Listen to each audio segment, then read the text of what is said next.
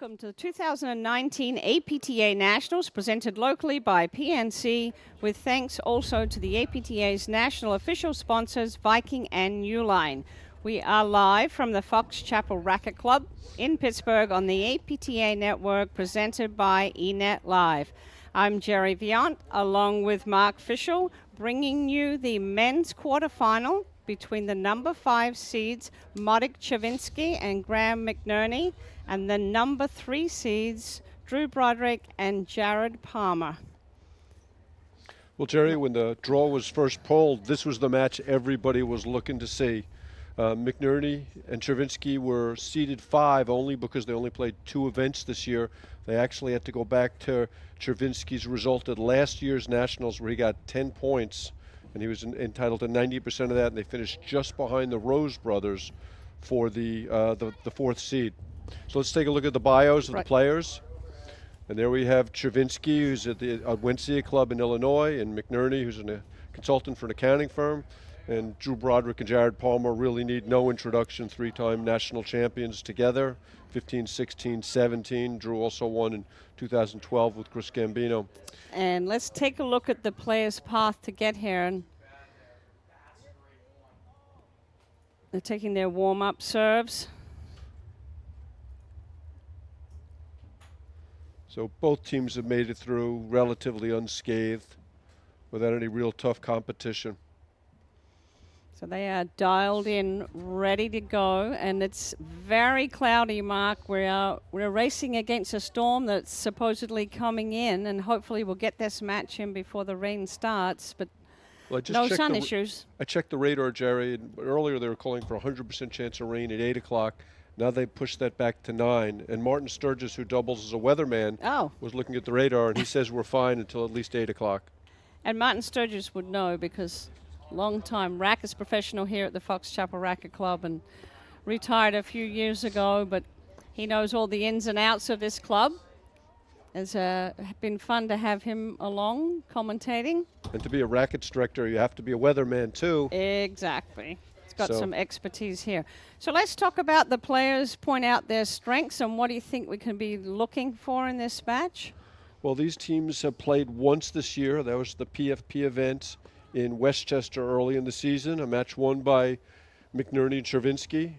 McNerney, it's really interesting. This team goes with Czerwinski's forehand. I think Czerwinski's made a huge leap this year. They won the Philadelphia Grand Prix, and his shot selection has really gotten good. Before this year, I would say Broderick was known as someone who'd any shot at any point in the match, which is, I think, not a reputation you want to have. And I think he's really figured out his forehand is awfully good. He's had some success against Broderick Palmer.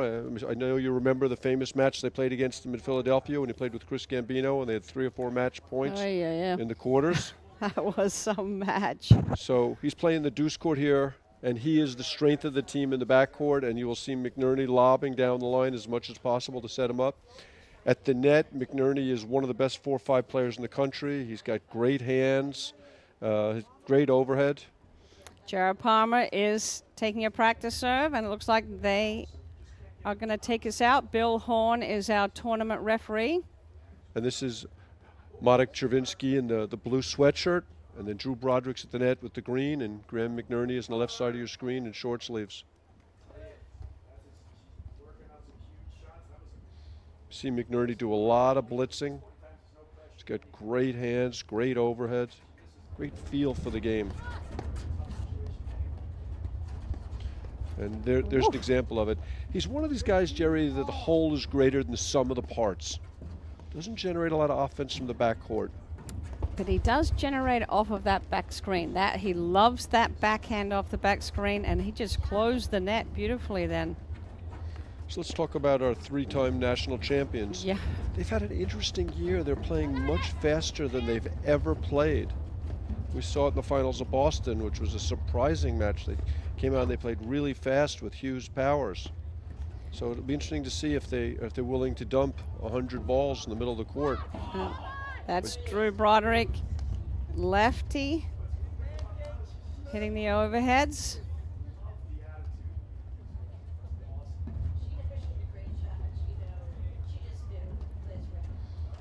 So far, they are playing very slowly.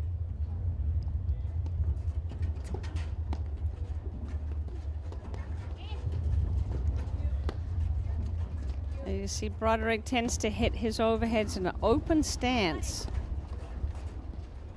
There's great play by Czerwinski and a rare miss volley from Broderick. Czerwinski's got that compact forehand, right? An explosive. Shoulder turn. Yep. Boom. Fault for Palmer there. Something else you rarely see. Got the most reliable serve in the country. Wow, that's really a surprising start, Jerry. 2 missed volleys for Broderick. Fault from Palmer. So I just want to give a shout out to our tournament director, Scott Kaler, who has just quarterfinalist as well. I'm just going to say, who's not only is he running and organizing the tournament, but he's playing in it, which is a monster effort. We've got 183 teams playing this weekend, 366 players going through, and everybody's guaranteed 3 rounds. So you lose in the main draw, you go into the back draw. So the logistics and the volunteers, big credit to them. So that's Marek Czerwinski serving. And McNerney loves that waterfall overhead. He loves baiting people to drive the ball at him, and he closes the net behind him. Jared Palmer's playing exceptionally aggressive this year. Yeah.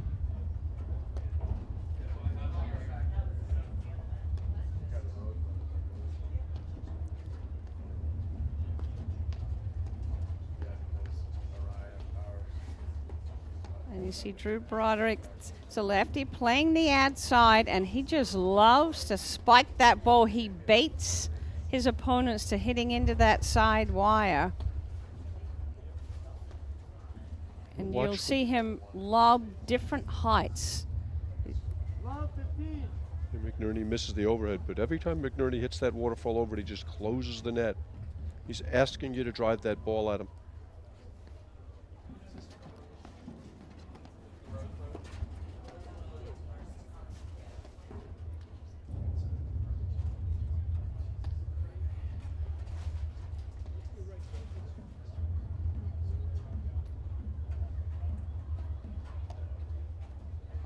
Just McNerney here just hitting that flat little push overhead to Broderick.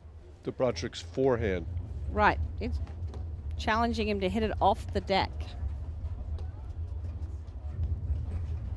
Broderick's backhand is pinpoint control. The forehand a little bit less so.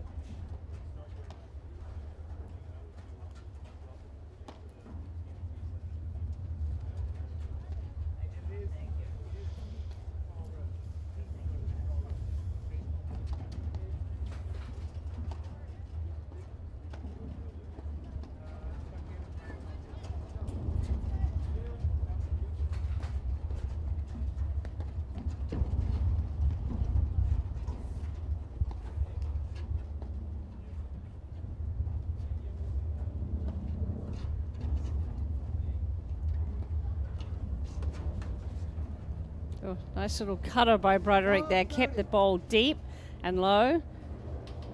Not too many forehands Czerwinski won't pull the trigger on. That shot is tremendous. Although it might be the second best one on the court.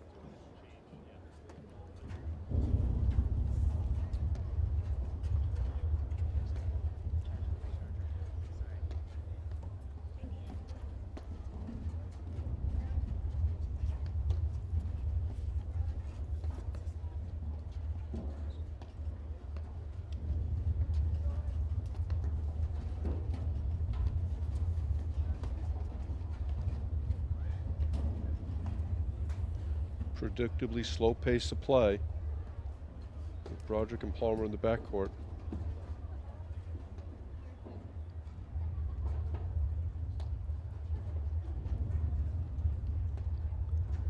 Just McNerney just has that flat overhead. Nothing on it right now.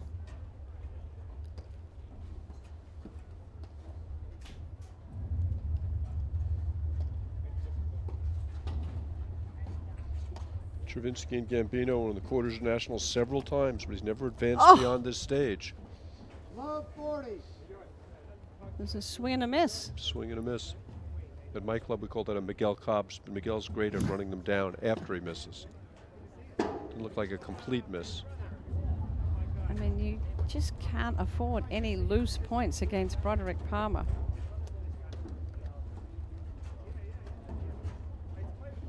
Look at McNerney just standing right on top of the net of that center stripe after that waterfall overhead. So McNerney's the player with the orange sneakers on the far end of the court. He's the taller of the two.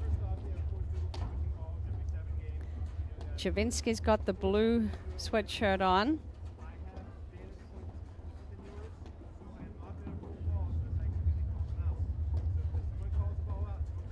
They won the Philadelphia Grand Prix early in the season.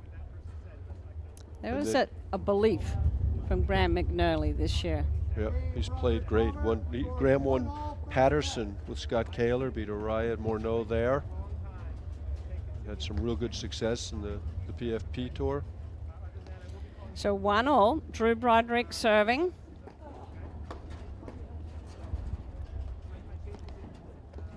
And Broderick has also increased the speed on his serve too.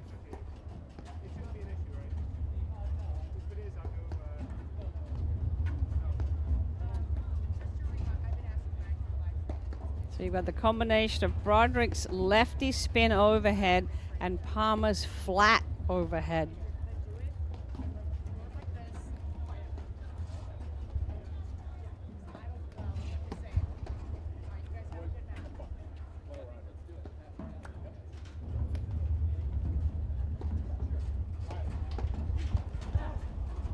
Oh, what a volley from Palmer. I wasn't sure if the ball hit him or not. Great reactions. McNerney is as good in hand-to-hand combat as there is. It'll be interesting to see him matched up with the reigning champs, Jared Palmer and Drew Broderick, in the hand-to-hand combat battles. Great shot from Czerwinski there. Little flat backhand. I don't think Broderick quite picked that one up. Now Czerwinski held that to the last moment.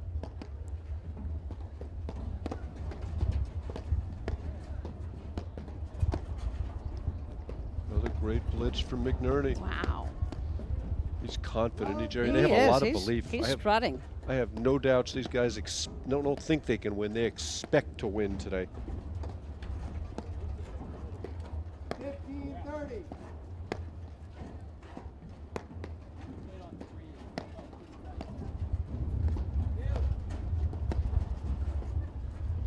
Boy, McNerney's court position is brazen. He is looking to come in.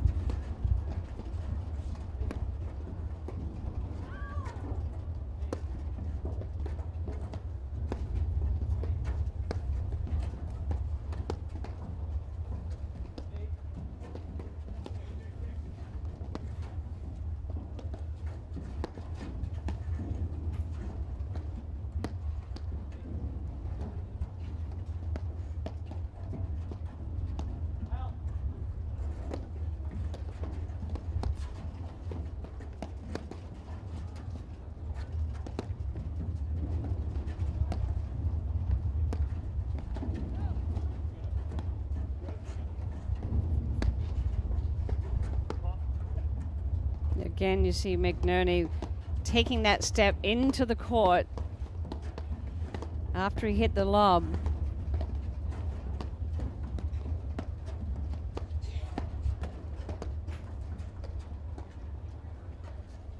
Czerwinski does as good a job as anybody in the country, with the possible exception of Jared Palmer, moving to the middle of the court to find that forehand.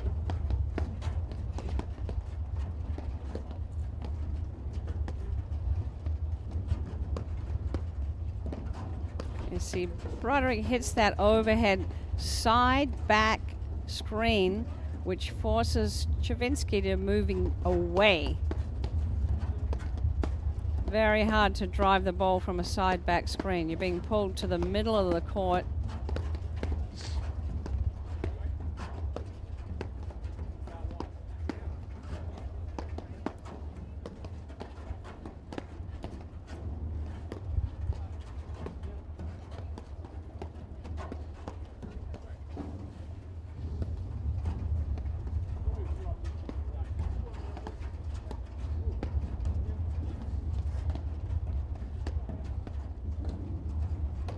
There's Czerwinski making that move, Mark, that you were talking about. He was all the way over McNerney's side of the court.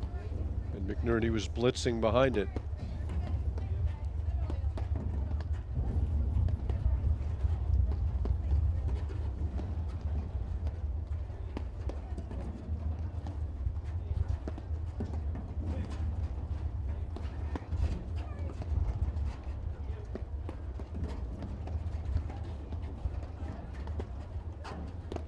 McNerney likes to play a lot of those touchy-feel shots. A little bit of a flick. Yeah, doesn't generate a lot of pace on his forehand. So 30-all, 1-all, first game. This is the first men's quarterfinal match. Serve called out. Jared Palmer looks perplexed. 30-40.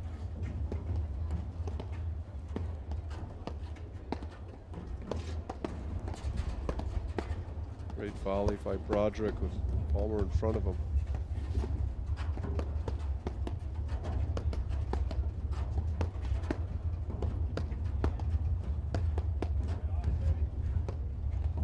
For game points, you just can't miss lobs long.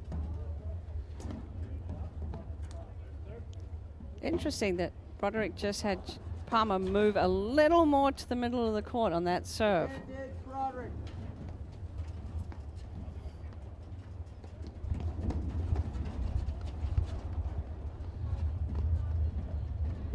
And that was a tactical maneuver, changed the look of the court, got the error out wide, got the lob long, and they're up 2-1 in the first set. On the far court, we got the Rose brothers going out against Compton and Kaler. Should be a real battle there. And the other two, well, I know there's one semifinal that's set, a quarterfinal that's set. So Arraya Parsons Right. are playing against Anderson Bostrom. And then our defending national champions, Hughes Powers, are playing against Grangero Wilkinson. Came through in a long battle against Broderick Lipovere. Broderick Lipovere had match point in the second set. And then Broderick pulled a hamstring at some point deep second set, and Grangero Wilkinson came through in 3. So we will be showing the other quarterfinal matches. Weather pending. Yeah, they may start one or two, the other two on another court and move them over, just depending on how long these matches go and the weather. But our plan is to bring you all 4 matches. Pittsburgh, Pennsylvania, Scott Taylor, partner Brian Compton, Chicago, Illinois.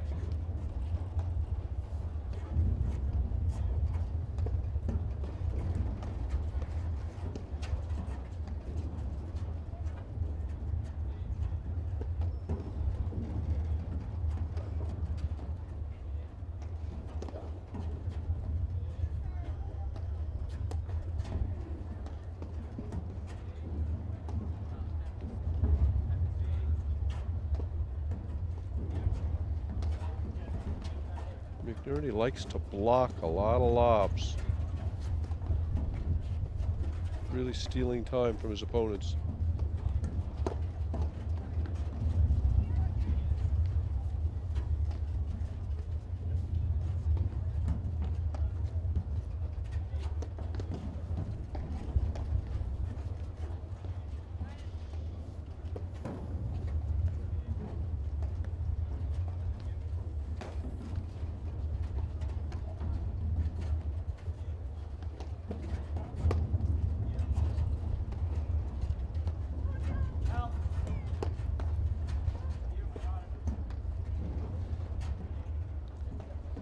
Interesting that McNerney Czerwinski don't seem to have any intent to switch back to their customary sides. And very content to just hit a combination of lobs. Oh, there's a sneaky little flick. Czerwinski hasn't played much paddle this year. He had a baby born in November. Other than, I think he played 2 events in November, and that was it. Yeah, he's got 3 little fans at home 4 watching, counting his I'm wife. sure. Well, I wouldn't consider her a little one. Okay. 3 little ones and a One wife big at one. home watching. And there you see the combination of the Czerwinski forehand and McNerney blitz. And that's the essence of their offense. I would say with a normal team, you'd think that wouldn't be good enough to beat Broderick and Palmer. But these guys are exceptional at it.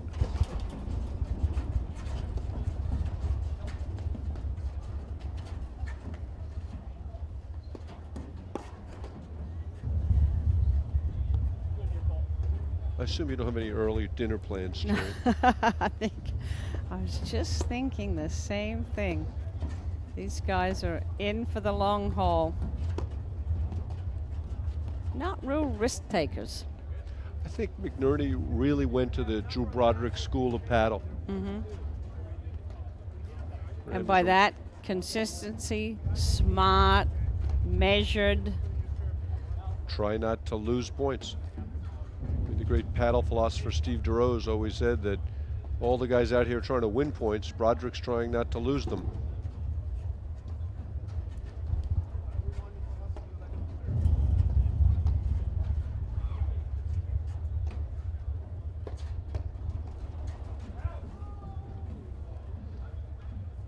And let that ball go through. It's just so tempting. Going in on a blitz and it's down at your shoelaces and you have to volley it up.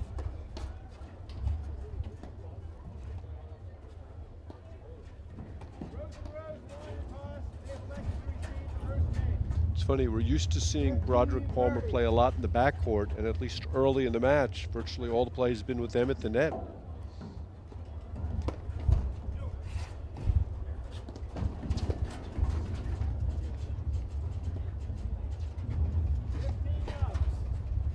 Big backhand from Broderick.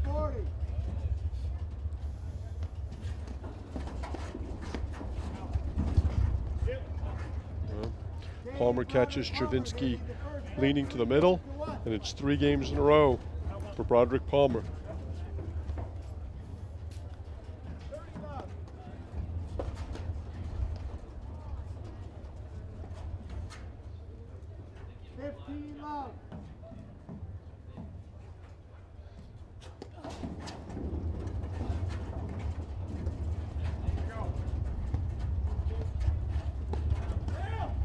After the sloppy early game from Broderick Palmer, you've seen a lot of misses from Czerwinski and McNerney. You know, like we said, you just can't afford to give away any loose points. They had a break point on Broderick's serve, which Czerwinski missed a lob. I don't know if they've won too many points since then.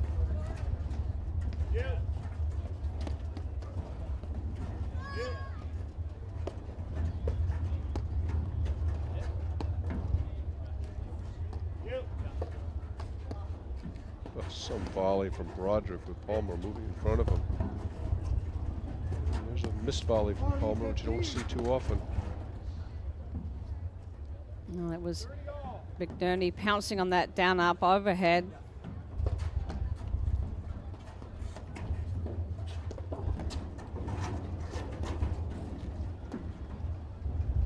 Broderick is so quiet at the net. If you ever want to learn how to volley, just take a video of Drew Broderick, and if you're righty, you can look at the negative.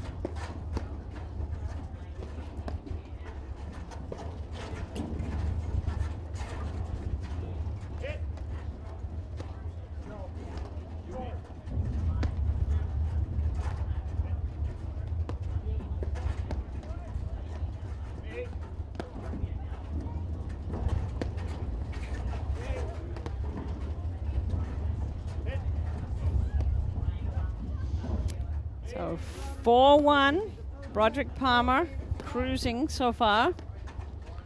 When Czerwinski and McNerney beat him at Westchester, they just out-Brodericked Broderick.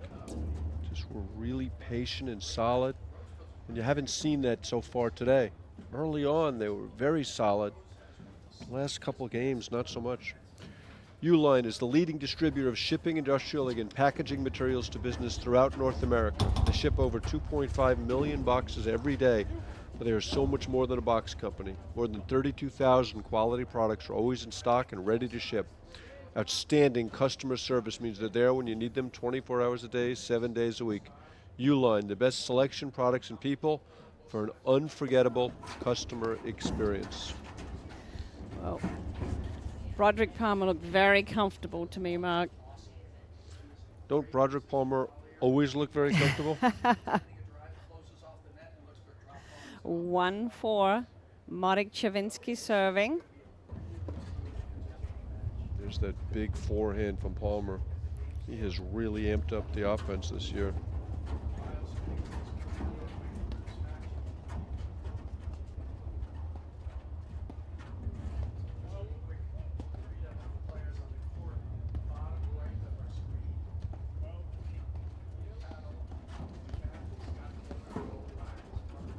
We're just placing these overheads straight back to McNerney.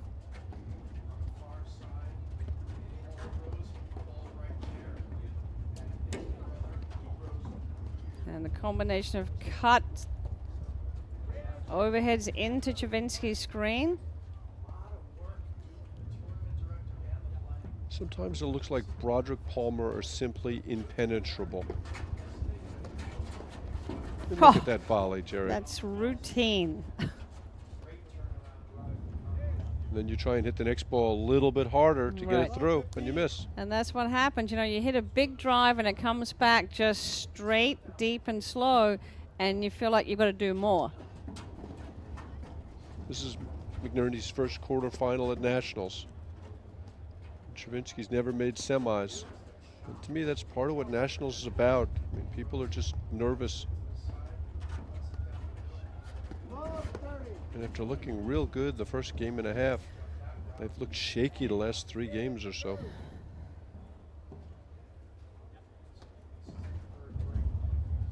Great serve there from Czerwinski.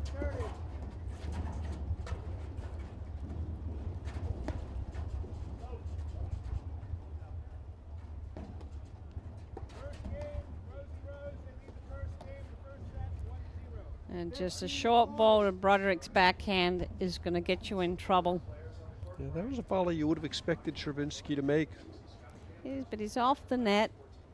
Broderick's moving forward. Well, you see Palmer talking to himself there. You don't see much of that normally. Big moment in the set right here. Another point for a 5-1 lead.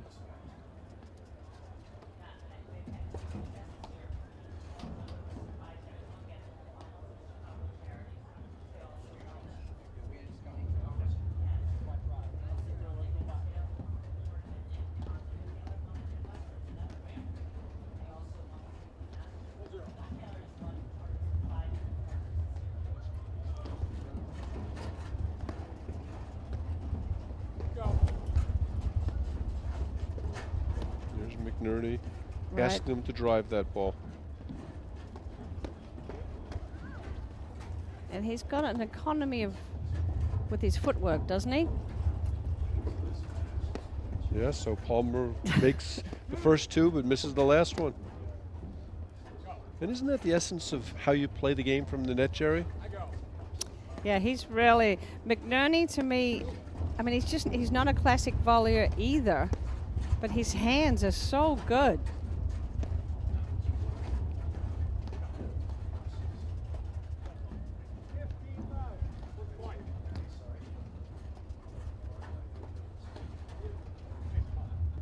He's great at getting you to drive the ball on his terms.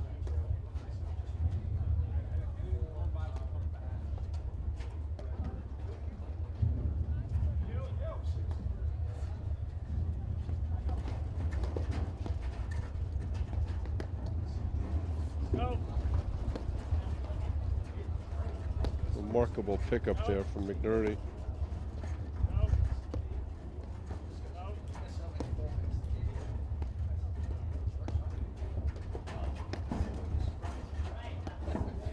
There's the forehand blitz again.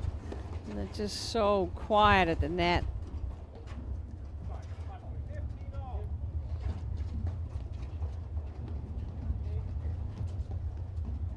Czerwinski, McNerney staying on the side in the back court. Give it a different look.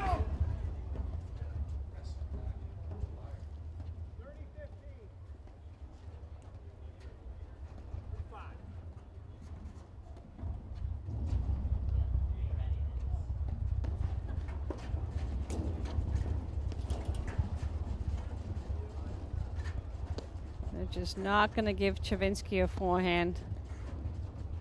McNerney's got very little interest in driving the ball off the deck. It's a little buying shot.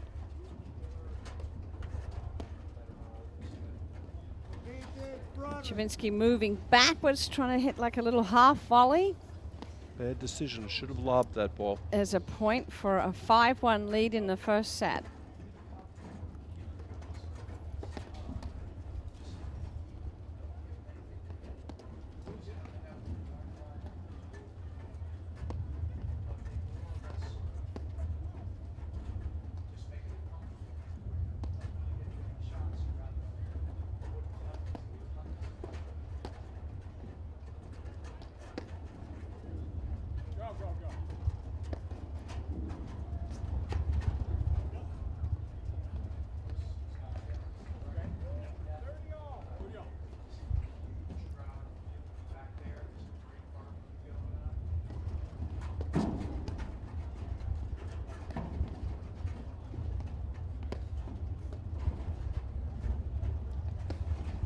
McNerney does such a good job of hitting that ball. Very little court to work with when he's going in to Palmer's side.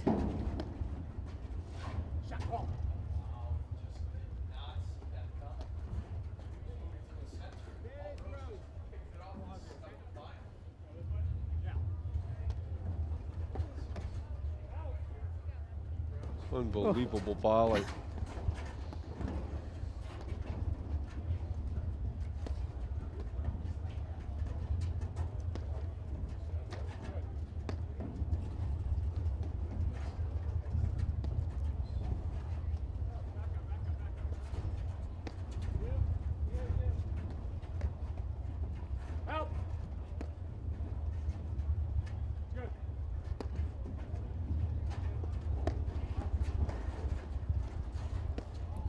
Just a great blitz. Oh. Head fake drop volley. I'm not sure I like the drop volley there.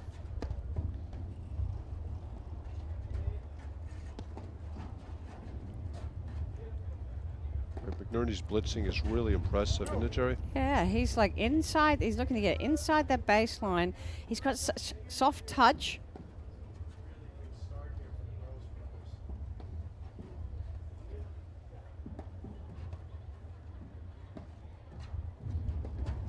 Palmer puts that undercut on his overhead. So it's either a flat ball or an undercut.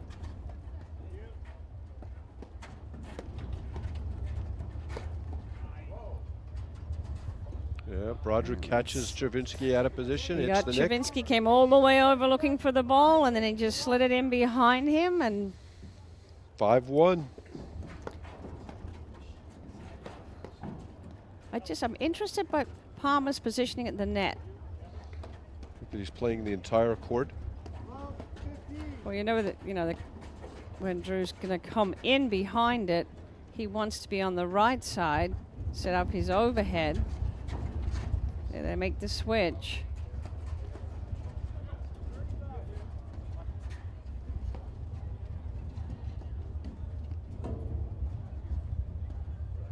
There's that little cut overhead from Palmer. It's a great angle. And Czerwinski is struggling to find his forehand right now.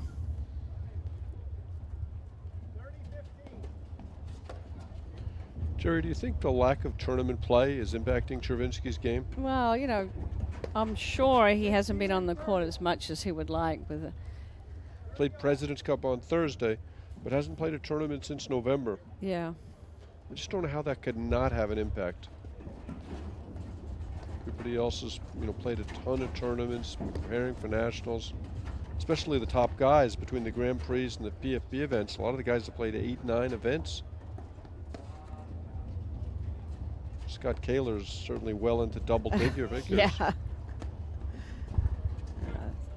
Broderick just turned away after he hit that ball. Didn't even wait to see if he could chase it down. Yeah, give us a replay on that one. That'd be great. I'd love to see that shot.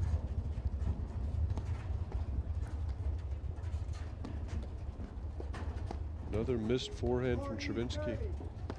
40-30, set point.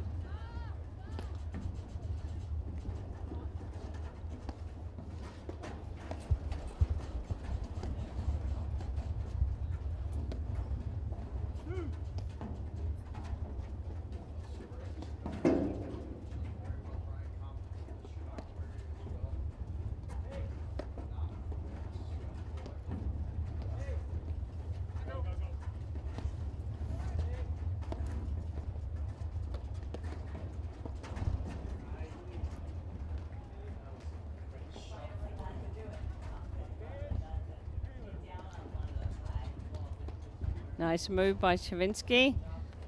Broderick has the answer. Point blank blitz, and Broderick's got the answer. Go!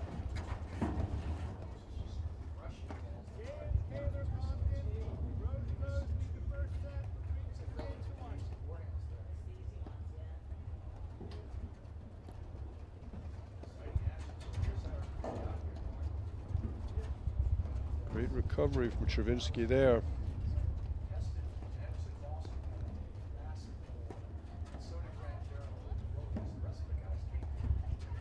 They're just focusing on Broderick's legs when he's hitting the overhead. It's an open stance. Just a heavy cut, and he's just forcing Czerwinski back and to the middle of the court. Okay. Another set point.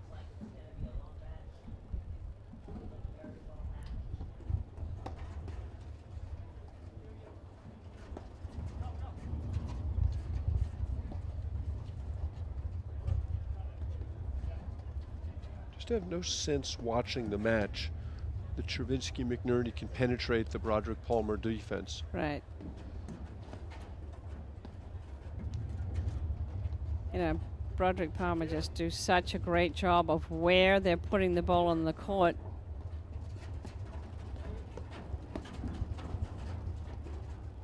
And Czerwinski is missing some forehands when he's had opportunities.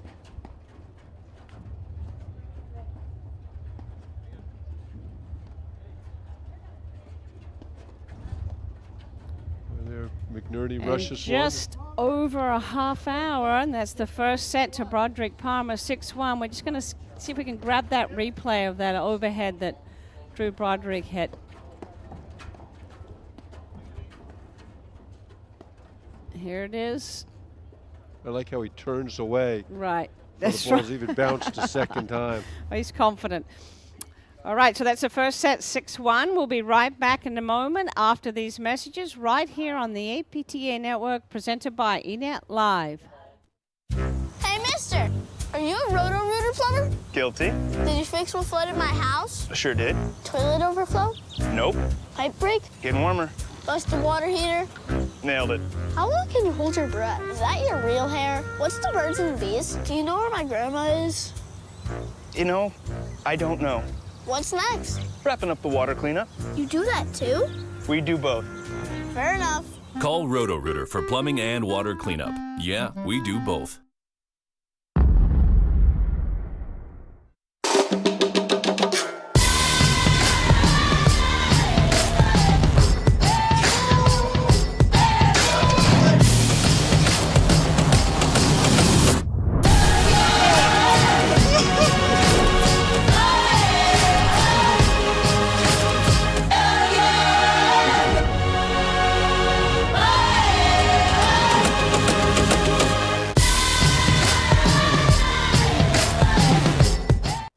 Welcome back to the 2019 APTA National Championships. We're at the men's quarterfinals between the number 5 seed Czerwinski McNerney and the number 3 seed Broderick Palmer. And Mark, it was all Broderick Palmer in the first set, just over 30 minutes, and it's a 6-1 first set. You can see that huge crowd is gathering here at the Fox Chapel Racket Club. I think they've got the barbecue going already, and Barbecue? Someone say barbecue? I'm thinking food, yeah.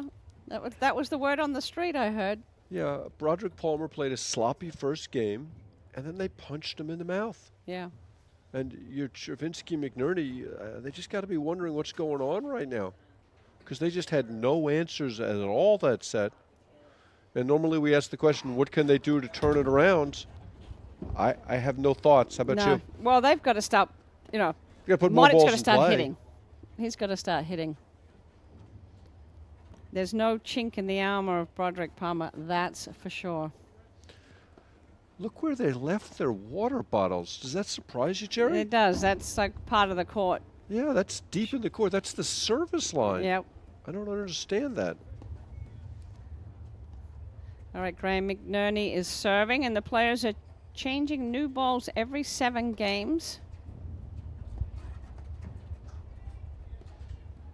Czerwinski and McNerney have to find a way into this match early.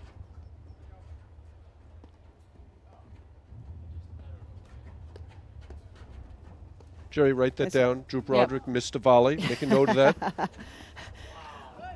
But how about McNerney took a high ball off the back screen and drove it straight down? There's a wild forehand from Broderick. 30 love.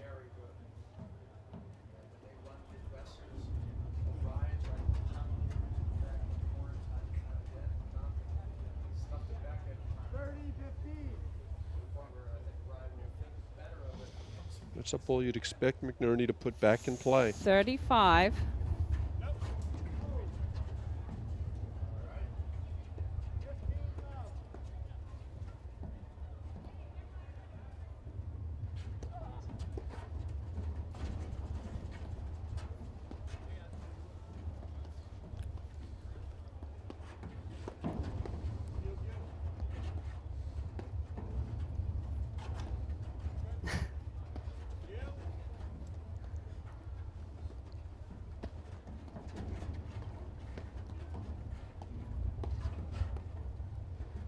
That ball that Broderick just let through there was a ball that 80% of the players would have driven. Could have spiked that one, but chose not to.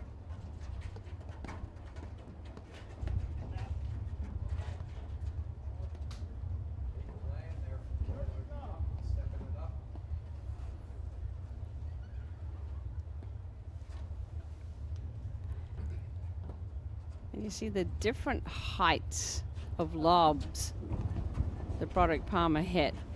Broderick hit that big ball height, yep. Give around the net post. him time to get back. Great pressure. I mean, they're just seamless right now. They're just all over the court. The little touch coming in behind it.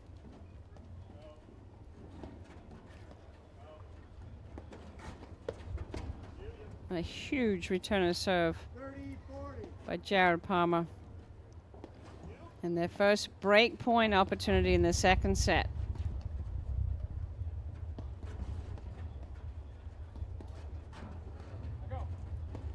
Do you discern any plan? No, Yeah, me either. I can't see what the strategy is.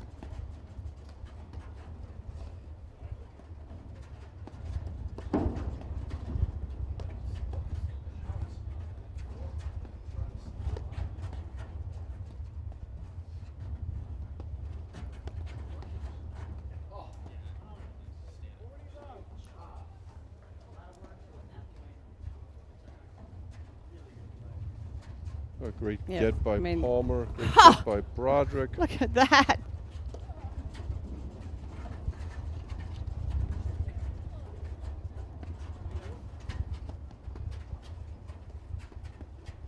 Boy, McNerney can volley. And he just, like you said before, I mean, he hits that down up overhead on purpose and then closes the net, and there he got the nick and got the ball to die, but he just baiting them to hit that shot, and then he's got such great hands. But back to deuce.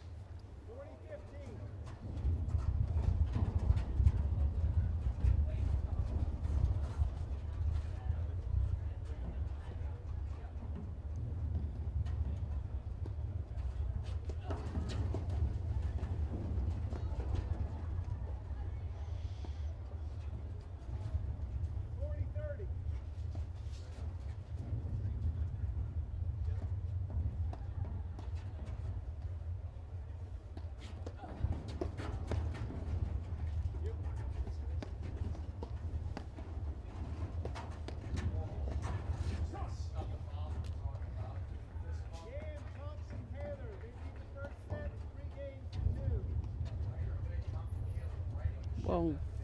Yeah, strange shot selection there. Off the net, really not a ball you could slash. Oh, huge forehand from Broderick. And there's the break. That's 7 in a row for Broderick Palmer. Jerry, while we have a moment, I wanted to get your thoughts on the women's final tomorrow. So I didn't see the other semi-final. I believe it is Cruz Nicolescu. Yes. Okay.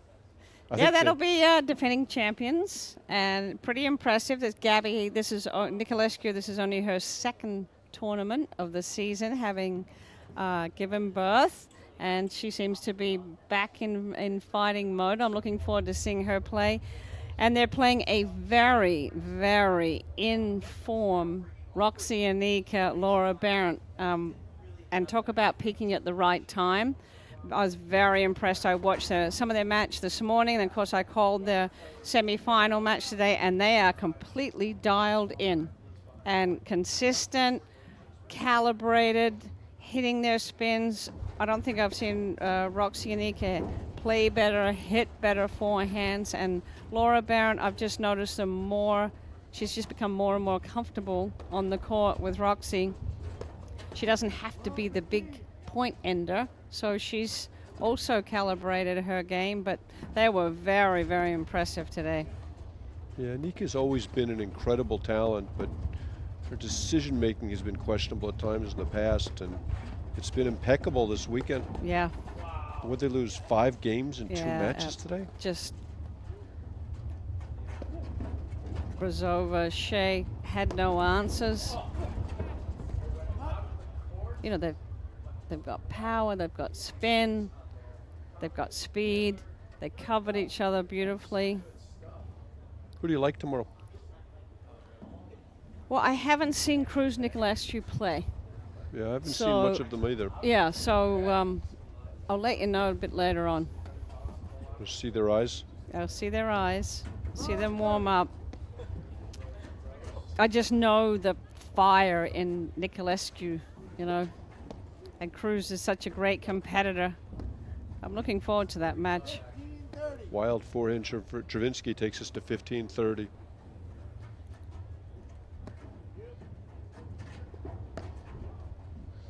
Really impressive performance by Anna Brazova. Played very Yes. little paddle the last couple of years, and here she shows up in the semis, the nationals. Huge win in the 16s last night. One of the best matches I think I've ever seen.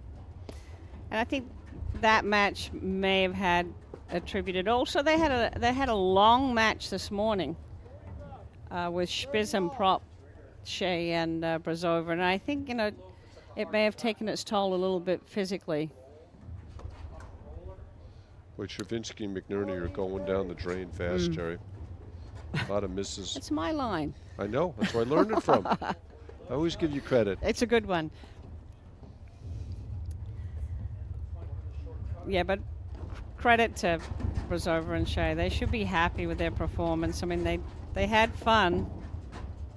Even when they were going down, they were smiling.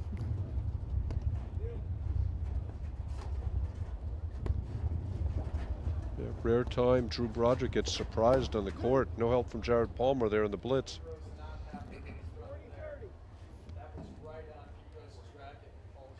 So back to deuce.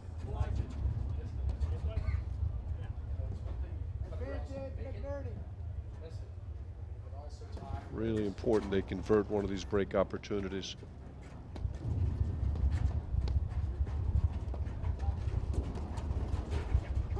Oh.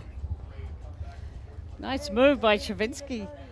By McNerney. McNerney came in and Czerwinski had him covered, so he was lucky that the ball went out, but he was right there. Tremendous blitzing from McNerney there. And that's what allows a player who loves to blitz and roam to be successful, because their partner is behind them covering.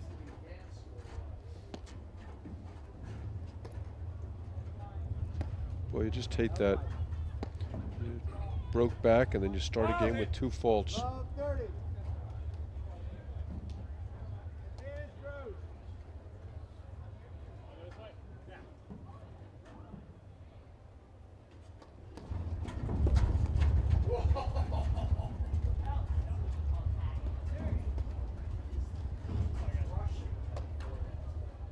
There was some frustration in that swing, wasn't there, Jerry? Yeah. Yeah, Czerwinski is struggling to find his timing right now. Just don't know how you can be match tough after not playing a tournament for almost 5 months.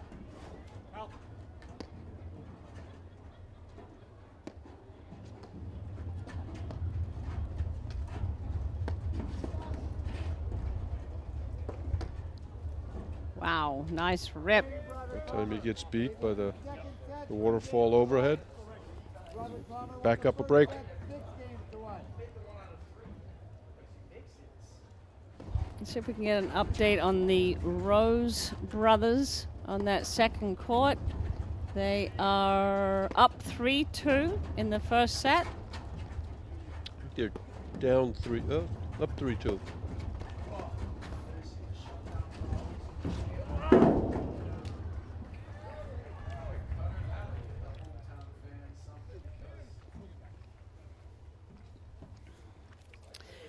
So along with our tournament director, Scott Kaler, I also want to give a shout out to the APTA Grand Prix Tour director, Shannon Vincent. This is her final tournament with us this season. And APTA executive director, Ann Sheedy, IT coordinator, Isabel Caban, and content coordinator, Lauren Mandel, and our chair umpire coordinator, Michael Montalbano.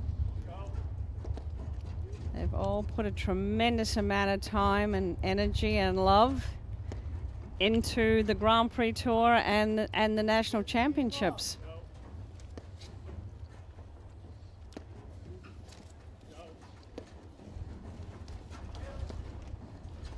There's great blitz from McNerney, but to no avail. 15 love.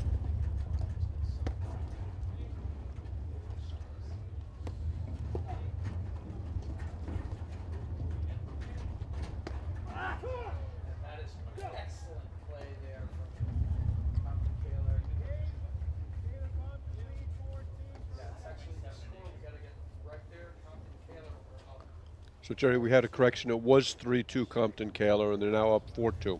Oh, okay. I had heard the umpire call 3-2 Compton Kaler before. Wow, look at those volleys. You see the pressure of McNerney going in on the blitz behind Czerwinski's drive. But that's all you have to do to win a point. Yeah. 3 massive forehands with your partner blitzing. Drive by.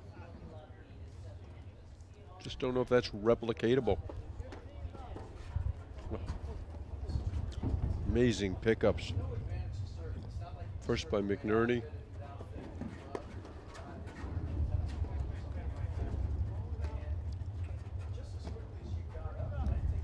You see Broderick just keeping Czerwinski honest there. Puts the ball in the middle. If Czerwinski slides over to set up his forehand, he hits a side back screen.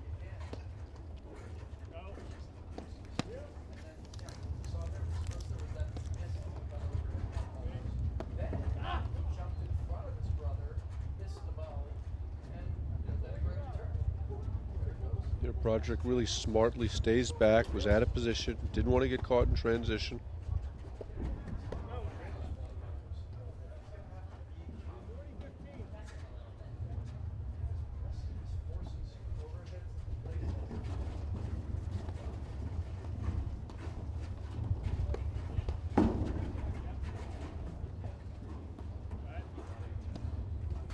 Interesting, they're putting McNerney on the deuce side at the net. I guess that enables them to get real close to the net, not be responsible for the overheads as much.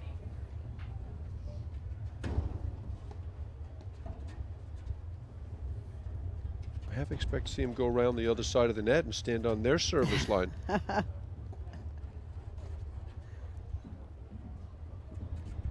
Well, he quit on that ball. Great get.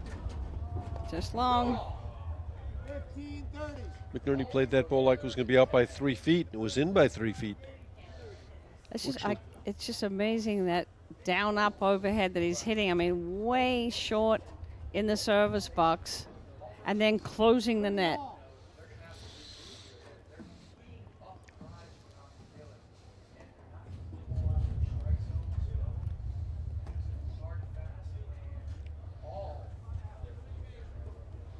Let's see, Broderick lets the ball drop, says, come on back, throws up a lob.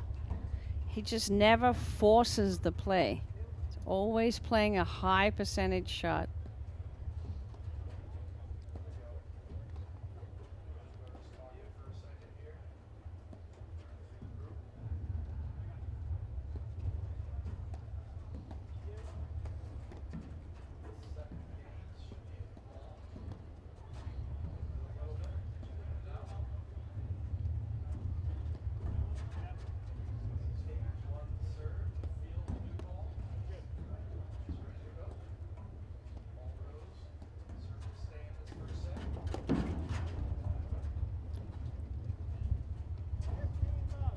Oh, great pickup.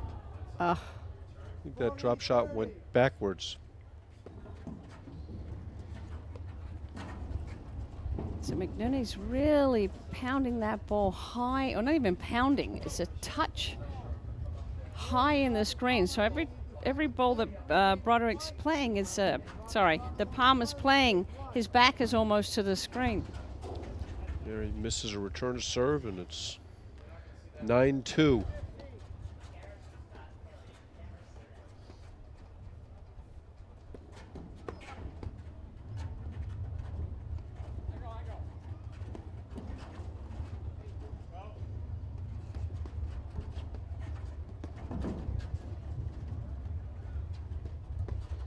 So, Jerry, being the master tactician that you are, if you had 2 minutes to pull these guys aside, Czerwinski and McNerney, what would you tell them? You know, I would put McNerney on the left at net and change it. I mean, right now he's hitting the same down, up, high in the screen. It's the same pattern over and over. So put McNerney on the left at the net and see what kind of overhead. See if he can hit. I haven't seen him hit anything like a cut overhead. Does he have that shot? Yeah, he normally does have a pretty good cut. Haven't seen it today.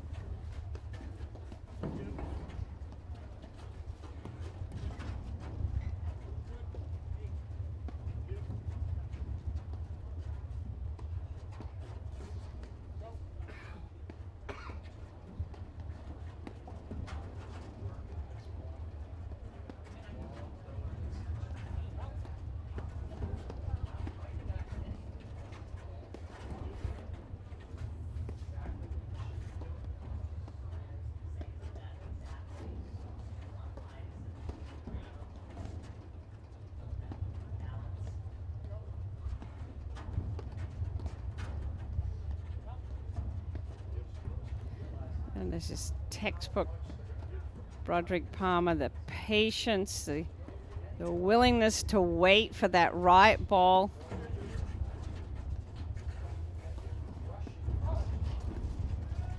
Oh, a rare time that Palmer wasn't filling in behind Broderick. I'm not sure if Broderick, if he touched that on the way up, because Palmer just stopped.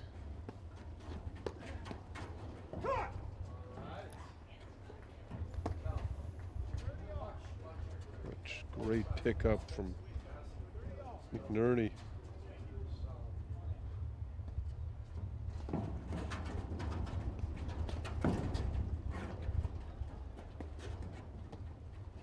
You see McNerney hitting those low volleys to Broderick's forehand, trying to get him to drive off the deck, and he won't fall for it.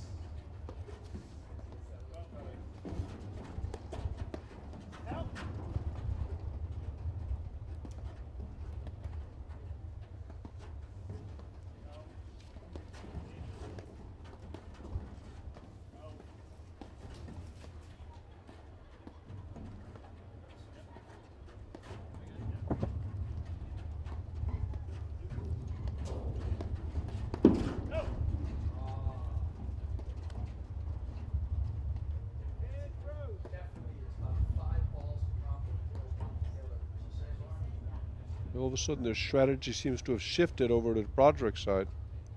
We've got McNerney on the left hitting some different overheads.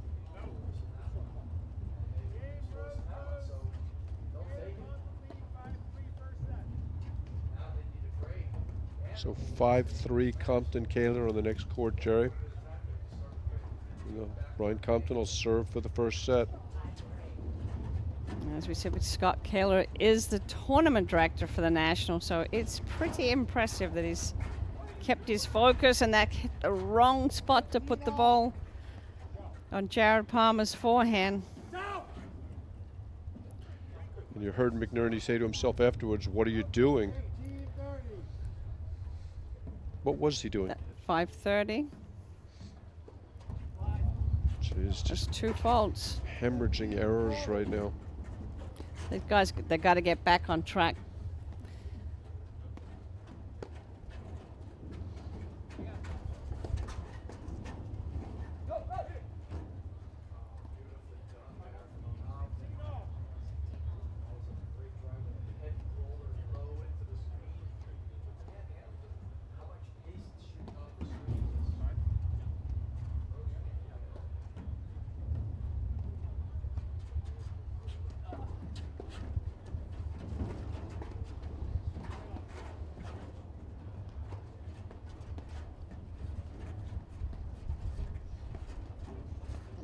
That's out of the court. There's some. They look McNerney's shell-shocked. frustrated there. I mean, he made three errors. 2 faults Just- and a Yeah, ball they out of the just court. don't know where to put the ball.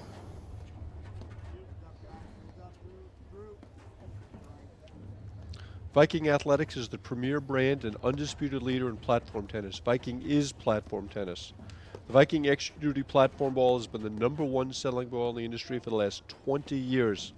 It's the official ball of the APTA, of the APTA Nationals and President's Cup, and of the APTA Grand Prix Tour. Oh, look, that's just a classic example of what Broderick Palmer do so well. They just maintain the consistency, which can mentally get, they get to the other teams that you feel like you have to do something more, and just McNerney out of nowhere lost his composure, changed his rhythm on his serve. It was 2 quick faults. It's like, take a deep breath, reset.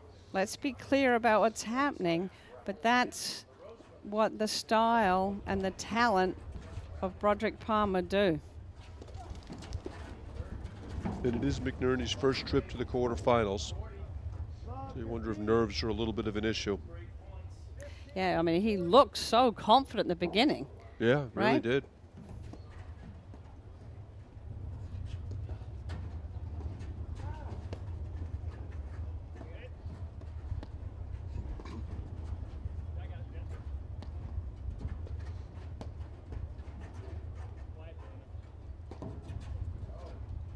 Compton Kaler save a break point in the next court on a missed lob by the Rose brothers. But I love how McNerney's paddle's always up when he's blitzing. I love that lob volley by Broderick. Whoa!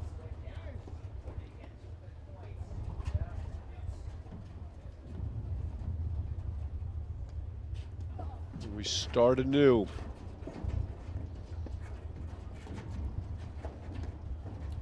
Oh, what a shot. That's some of the Pittsburgh hometown magic in the hometown club here. Little inside-out chip backhand from Jared Palmer. You Got teach great that at touch. Performance Paddle, don't you? It's got great touch. That was a definitely don't try that one at home shot.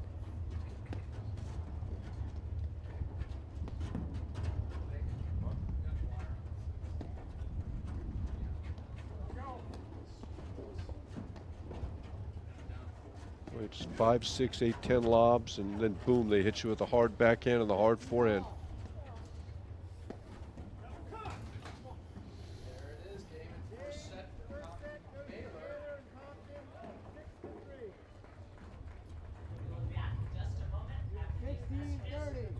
16-30. 5:30.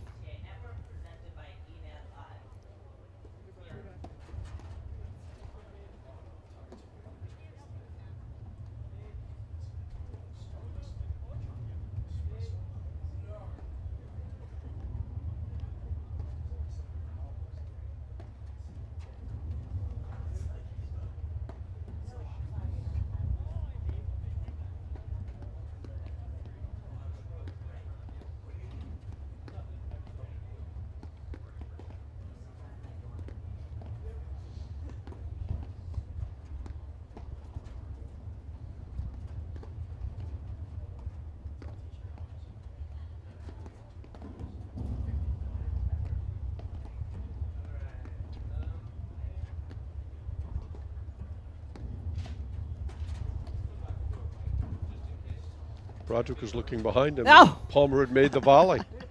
15-40. All right, let's see if they can take advantage of being up 5:40. Do their confidence good if they could break here, Mark. Ugh. It's those errors that are just killing them, Jerry.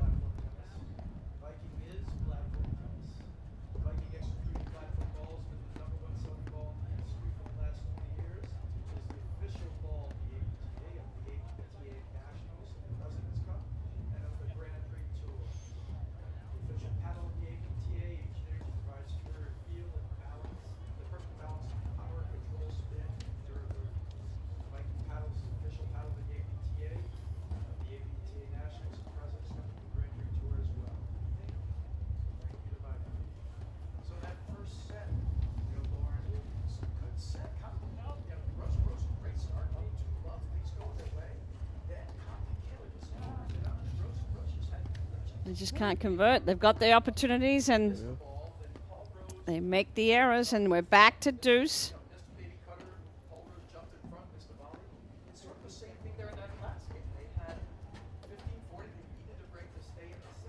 It's just the combination of how tough Broderick Palmer are. What did you get? Unbelievable gats. Oh, are you kidding me? Let's get that on a replay. Palmer with a Whoa. real clutch shot. Doesn't hit too many of those.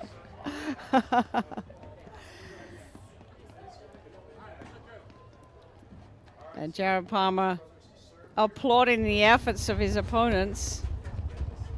And then hits a Too good. lead cord winning volley. Too good. Take us to 5-1. We have that on replay, Kelly?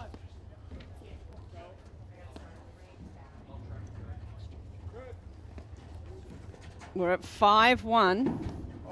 One serving 5. Marek Czerwinski is serving. Jerry, there's a technical term to describe this match. It's an ass kicking.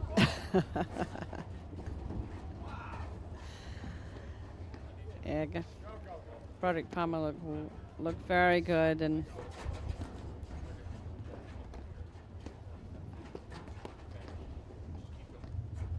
Czerwinski and McNerney have not been able to find a rhythm.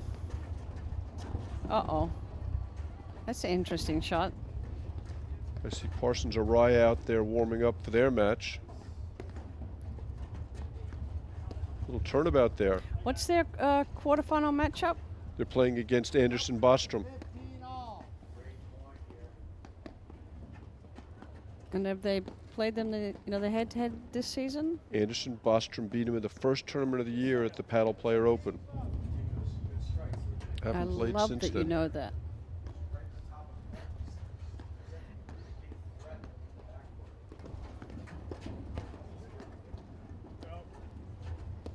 Look at Broderick reading that nick. 30-15.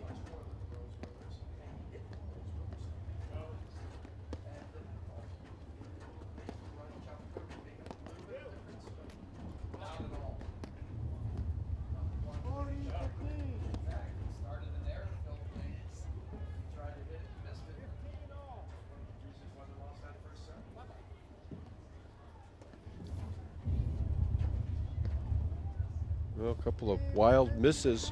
Let's take a look at that amazing point Lucia Kelly Diesel's got for us. There's the ball he slides past. Amazing get. Look by at that get McNerney. from McNerney. And look at this ball. I thought this was dead. Yep. Oh. McNerney put a paddle on that one. Could we get that timeline, Kelly? And then I'd like to show that again. That's a fabulous sequence of shots. Kelly Diesel, one of our producers from ENET Live, doing a great job. As John Scott. Well, John's not doing as good a job as Kelly, but John's doing a good job. You know, do you have to do that, really? I just want to award excellence in Kelly Diesel. Okay. Plus, he gave me $20 to say that. And how about Austin Baker? Amazing. He's also better than John Scott. And we've got Nicole Levick as well. So the ENET team has really got us well covered.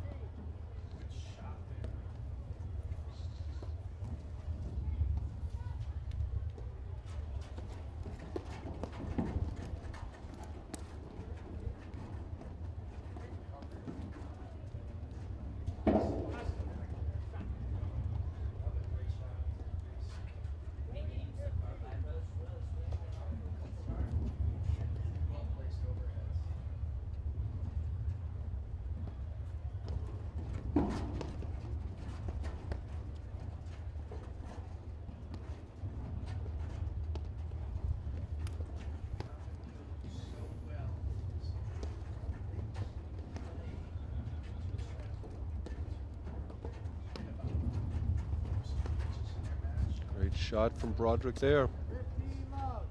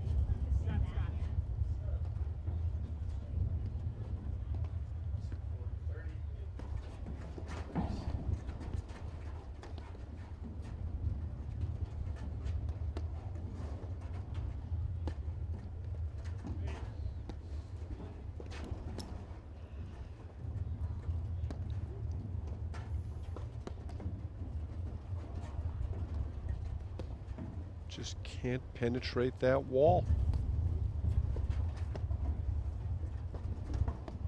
Oh.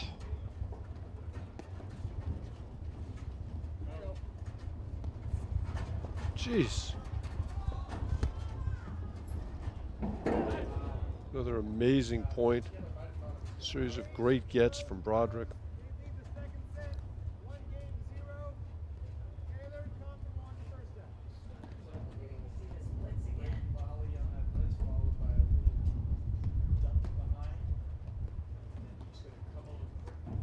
Oh, Boy, he just Whoa. exploded into that ball. wow. Just that injection of pace. Slow, slow, slow, fast. 2 points from the match.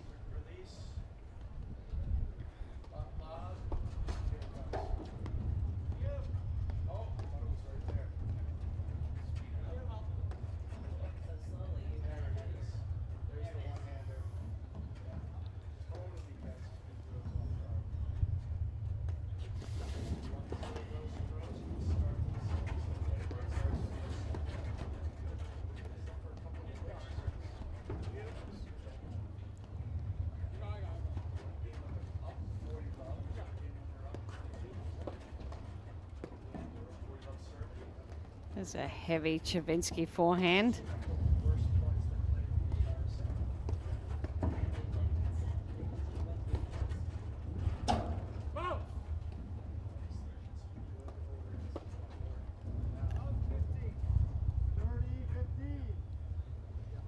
Ripped another one right through the middle, so a point, 30-15. Czerwinski's starting to find his form.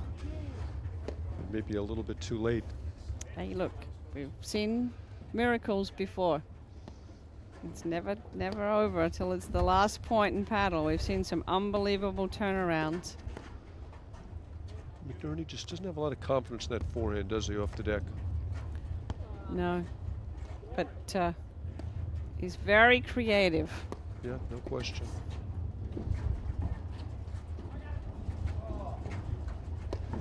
And there it is, game, set, match. Broderick Palmer, 6-1, 6-2. Through to the semifinals. And Mark, I think we're just going to take a really quick break because we're racing the weather, trying to get in. So we're going to get in the next men's match. So we'll be right back in just a moment after these messages right here on the APTA Network, presented by eNet Live.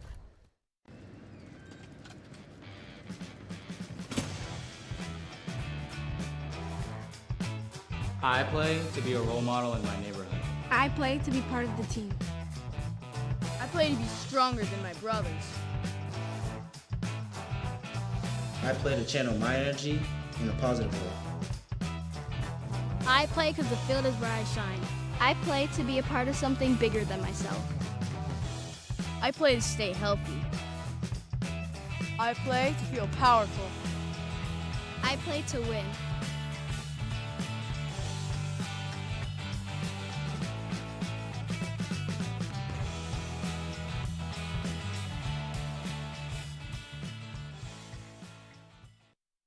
Hey, mister, are you a roto-rooter plumber? Guilty.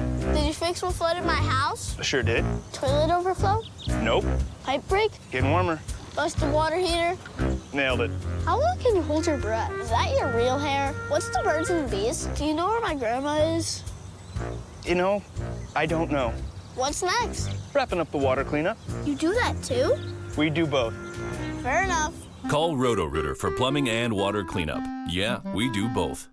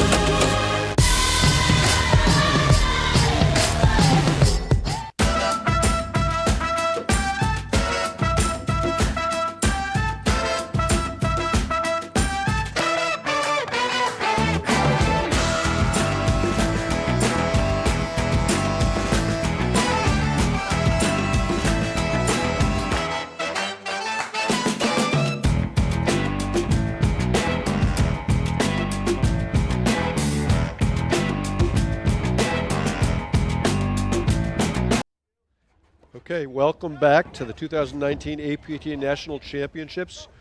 We're bringing another quarterfinal match over. Tour director Shannon Vincent has moved the Arraya Parsons Anderson Bostrom match over to court 1. I think she summarily threw the other 4 players off the court. I noticed some bruises on Broderick's back as she was pushing him off the court. Martin, this is a rematch of an early season match won by Anderson Bostrom, the Paddle Player Open, early October. Arraya Parsons have had an absolute cakewalk. I think they've lost 7 games, 8 games getting through today. Bostrom and Anderson had 2 tough matches. And here we go, one Arraya to serve. And Blake Anderson's going to start off returning from the deuce court. Well, I'm really looking forward to watching this. It should be entertaining.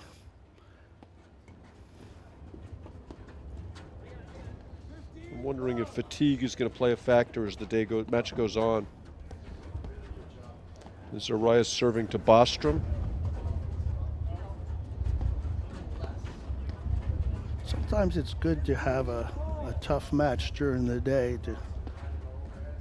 just to get your heads into it. But if I had my druthers, I'd much rather have the easy path. Take my chances with not being that sharp. This is Blake Anderson's first national quarterfinal. So see how he handles it. Martin Bostrom's been here a number of times before. Never past this point. Okay, Arraya says he touched it. Ball hits the net in his paddle. 15-30.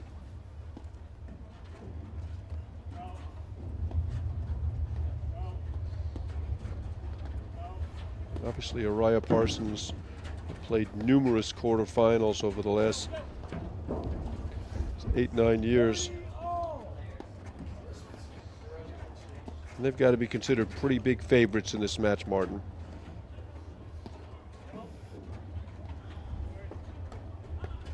There's a big rip from Anderson. Big rip. Arraya has not played well today.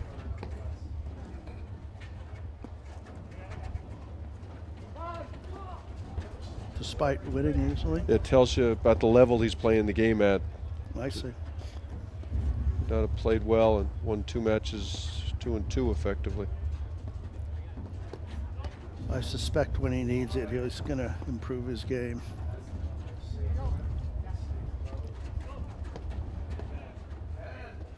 There's Martin Bostrom with a nice cut. And another. Wins the point.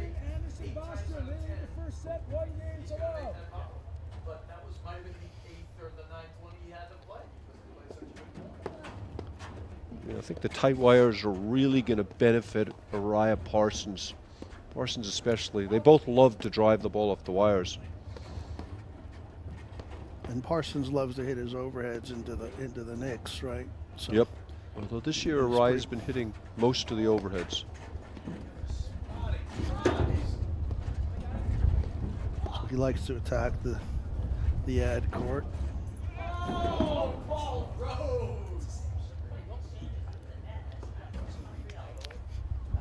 Boy, a lot of let chords early in this. 15 love.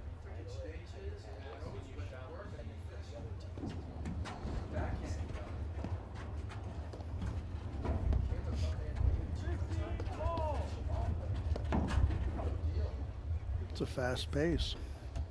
Yeah, Ryan and Parsons like playing fast, and I think that's going to benefit them. I think it's going to be very...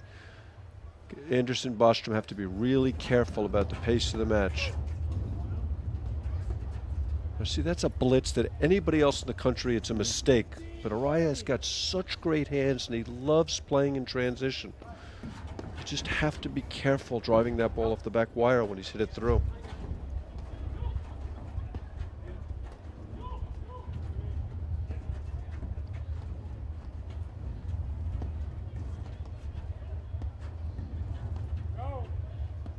Arraya also plays the deuce chord different than everybody else. He loves chipping that backhand.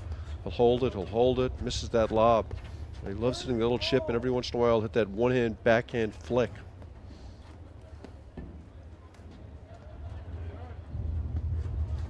At 30 all.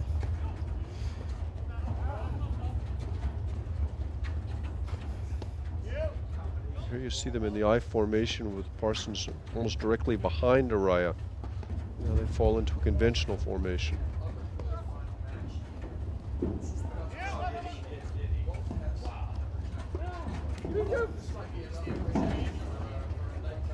Oh, he passed the drive up.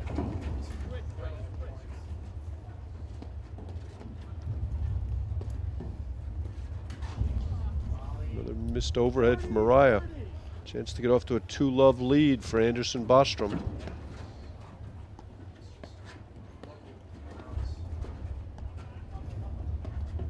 There's that beautiful two-handed shot from Parsons.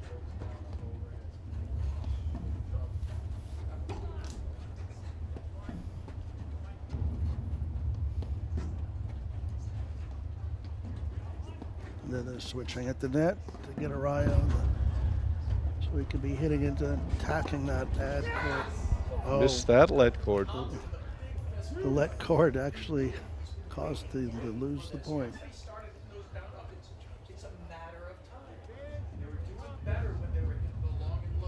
Nice shot selection there. And a smart lob by Bostrom there with Arraya closing.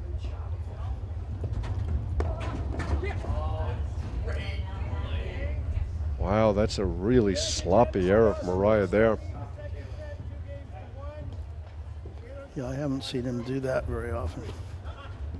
Parsons misses the forehand, and it's 2-love. Anderson Bostrom nailing the first set, 2 games to love.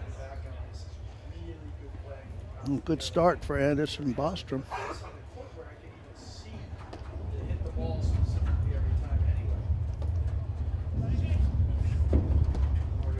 It's interesting. Arraya didn't even look back to see how Parsons was playing that ball. They get beaten by Bostrom in transition. Oh, what a I half guess he just volley. has so much confidence that Parsons is not going to leave him hanging up there that he just stays without looking. It's a nice drive, but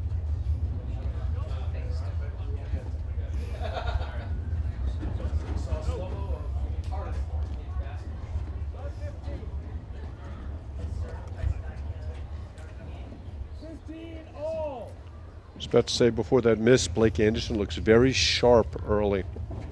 yeah, that was a ball that maybe he shouldn't have hit. Even though he did get it to his forehand, Araya's overhead was just deep enough, I thought. That's a nice touch.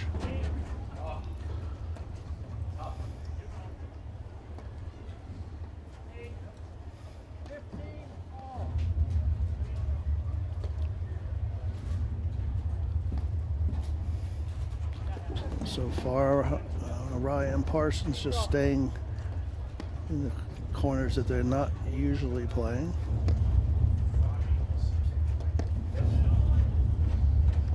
Missed overhead from Bostrom, 30-15.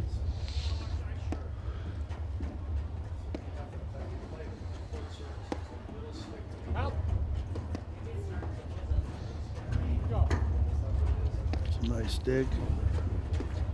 Nice stroke. 30 all. I don't see Arraya miss that volley too often. He was perfect position there.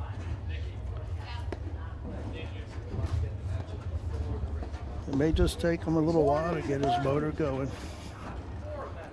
Swing and a miss for Blake Anderson. Chance to get on the board for Arraya Parsons. That's a nice toss.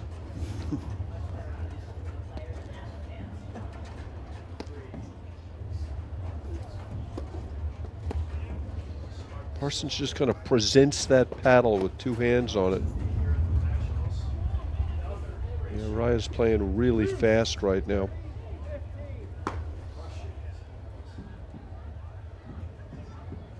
I did that once and I never did it again. And there he gets hit from Anderson. Chance to go up 3-love. Anderson Bostrom.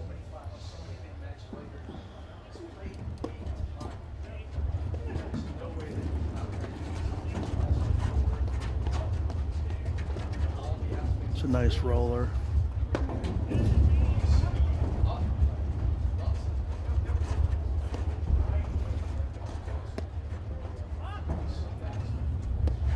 Inside out backhand just long. 3-love. What do you think, Mark? Surprising start. A lot of misses from Arraya. He's laughing about that. He's like, Long way to go, though. maybe dial it back a little bit now. What do you think, Martin? When's the rain coming? When I looked at the radar, I thought we had about an hour and a half, 2 hours. I think it was 40% at 8 p.m., and then 100% at 9, what I saw on the Weather Channel. Yeah, it's 5:45 now, so. That would fit in perfectly with your forecast? Right. I I was can mentioning always to change Jerry my V forecast. that you were a part-time weatherman. Guess we should remind everybody to turn the clocks forward tonight if you're coming over to watch tomorrow. Current forecast is 20% at 8, 70% at 9. So it looks like we got a couple hours, at least based on the Weather Channel. Boy, Arraya taking a long time between games. Whether he's changed his shoes or not.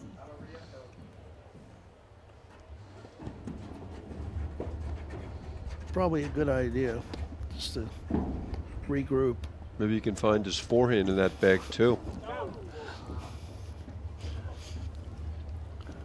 Let's make sure he knows that you said that, Mark. No problem, Martin.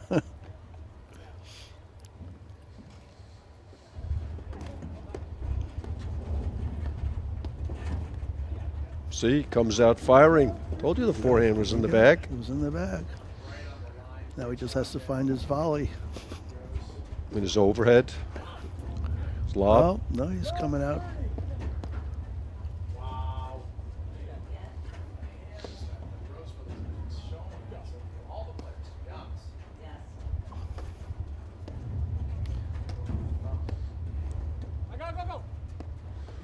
We've talked all day about not coming in and exposing yourself to danger when you hit a ball through hard, and all those rules are just out the window with Arraya.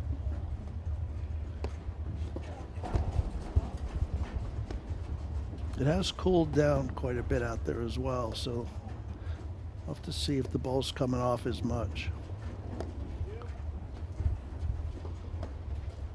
Great volley. See how Parsons slid over to his right to only present his backhand to that drive. Parsons, one of the best technical players in the country, just almost Beautiful never out of slide. position. As soon as Bostrom went over to drive, Parsons slid over. So his right hip was not exposed. And he just presents the paddle. Yeah. No follow through at all. That's really something that players should try to emulate. Ryan misses that one.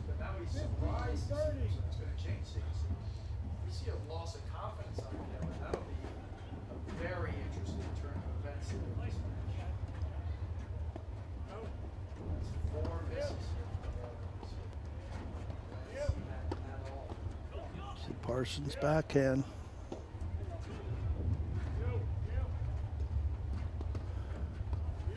Good forehand Nice there forehand. for Parsons. Great spot. Bostrom very intelligently letting it go through because it would have been a forehand volley he wasn't ready for. 4-hour match. It's a good matchup for House Powers, I think. Tee off on those serves. Which means that Grandero and Wilkins here have to play a lot of points from the backcourt. And this was up to it. Each other distance fighters.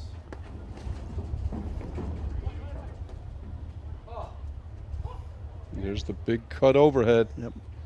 Another opportunity to get in the board. And those spin shots really get Arraya going. Well, you have to really have your eye in to hit those as well as he does. So I think it fine-tunes his whole game. He's one of the few players that can take over a match if he starts feeling it.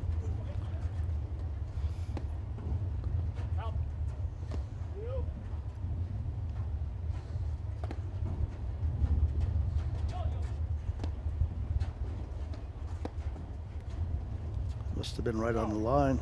Here we go. Oh, I love the way he froze that. He held that forever. And that was vintage Arraya. Yeah. And they're on the board at 1-3, first set. He waited till Anderson and Bostrom committed it, and then he put it where he wanted. Tremendous get from Blake Anderson. He can really move.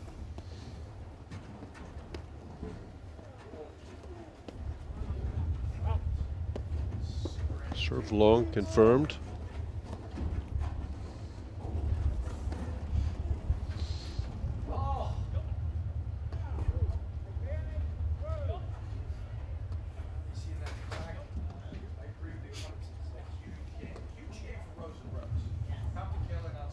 Anderson read that one.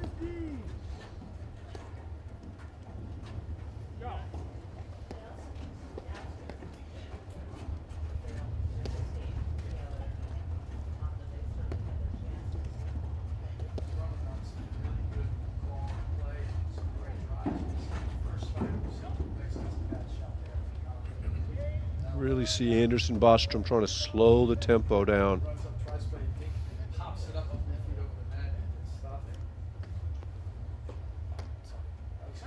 Wow, you won't see Arraya miss that volley very often.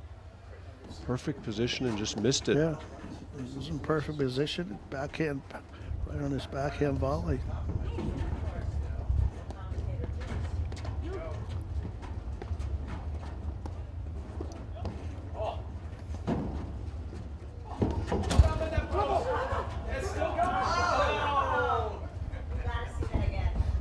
And we have one around the net post here as well. Both courts Both simultaneously. Courts around the net. 30-40.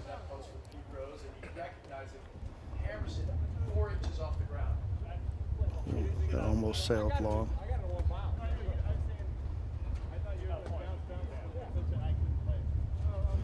Brilliant shot. That's good. an Arraya shot that Bostrom beats him with. That was a brilliant shot. Held it forever and pulls it cross court. It's very hard to defend against that. You can't cover the middle and that diagonal. Great action. Bostrom Anderson looked real good early, Martin. That was a huge game for them because Arraya looked like he was starting to kind of cook and take over. And then, as you said, I think Anderson Bostrom slowed it down for a little. They had Arraya had a fault and a missed volley.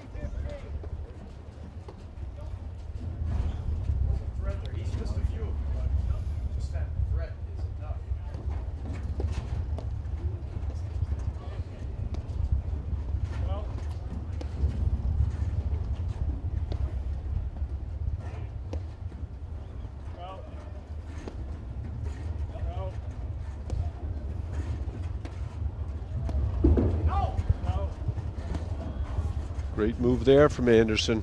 Yeah, when the ball comes off that high, he made it look like he was going to drive until the very last moment and then threw it over their head.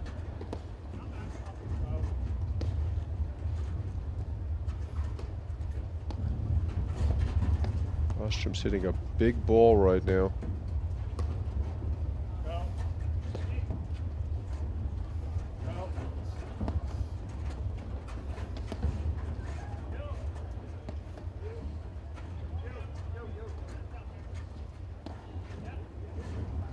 That's great lob from Great Arraya. lob. Just perfect. He just holds it so long.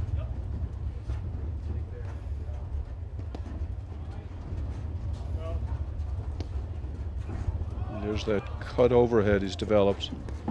Make a replay of that later on. It's kind of a new shot for him, Martin. It's inside out. And he takes it low. And rumor has it he copied Anton Prosenko. Good spot for his drive.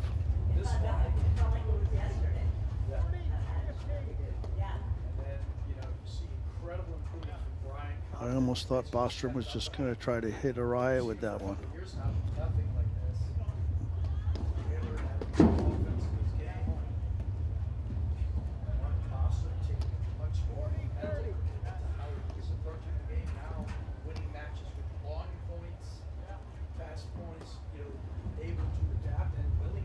Nice get by Parsons. Another great. Oh. Just didn't quite have his. Go ahead, Martin. I think he tried to go from defense to offense too quickly there. It didn't quite have his feet under him. Yeah, I think he should have reset a bit, throw up a lob, get all set up.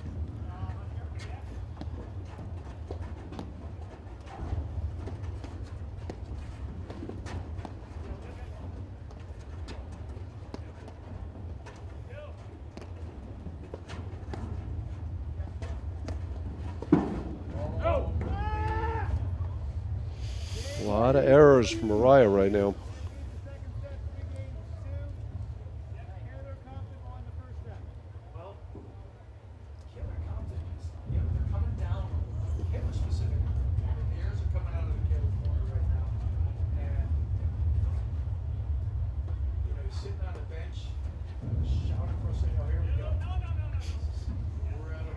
Another missed lob. Oh, good. It's good.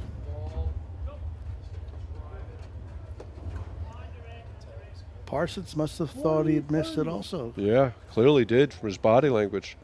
Another point for 5-1. This would be quite the turnaround if they can get out of this game. Look at this. Oh, it bounced twice before it went off the snowboard. It was so good. He didn't make the shot anyway, but that's incredible. There you go. That's a cut. Boy, that's a ball that Bostrom really normally drives, and you can see how hard they're working to slow the tempo down. You see that cutter again?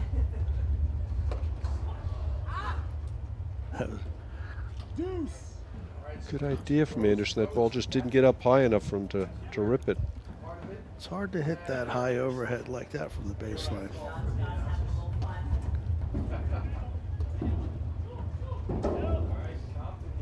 It's just so tempting when the ball's sitting up there looking like a beach ball. It's usually hit with a lot of wrist, and that requires perfect timing. A lot of surprising errors from Arraya Parsons.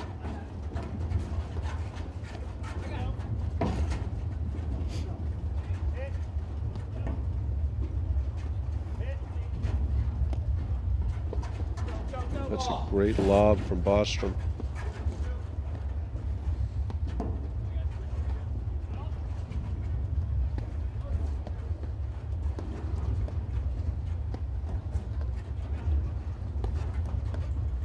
Great lob. Yeah, Bostrom's hit 3 terrific lobs in this point. Nice fake lob.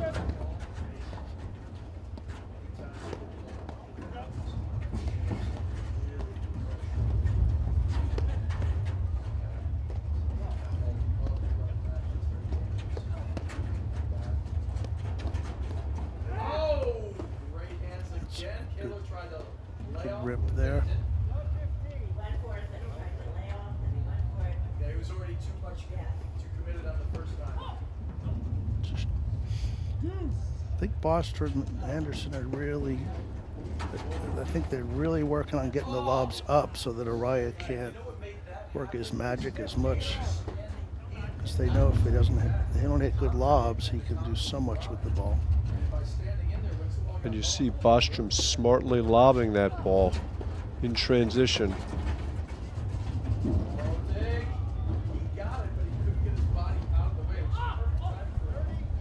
And Bostrom misses that lob. Chance to get back to 4-2.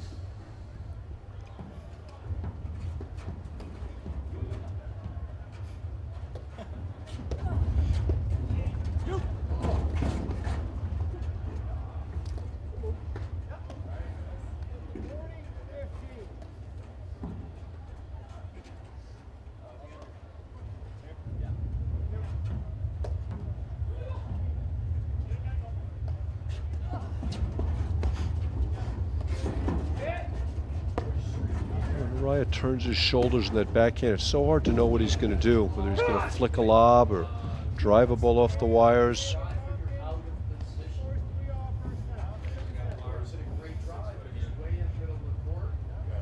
It's very hard to read him. He's got so much skill, so many different shots.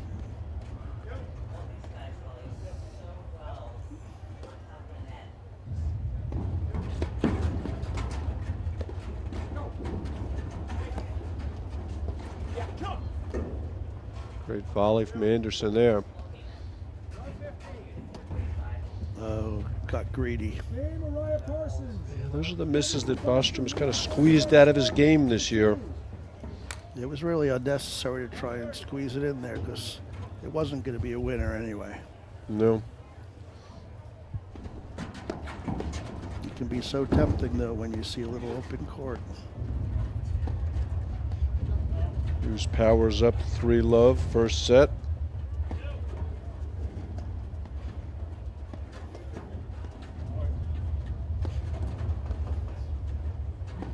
Do we have a report on Kaler Compton and the Rose Brothers?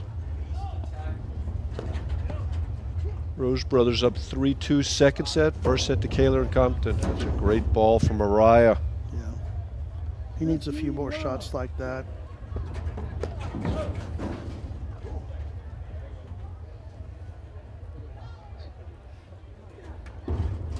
Oh, fault. 15 all. Don't see too many faults from Parsons normally. They're back-to-back ones. It's called the jinx, Mark.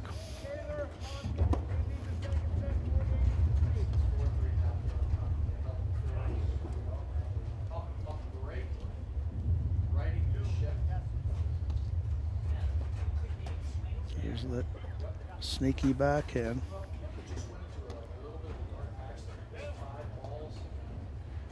He disguises that so well you don't know whether to move up or if he's going to lob it over your head.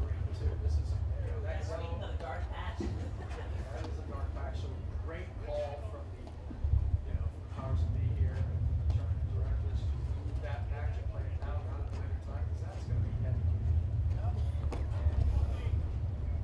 To allow everyone in here to get a good match without heavy rain, which really does affect play and not in a good way. Evens it out. There it is again. Shots they wanted to do.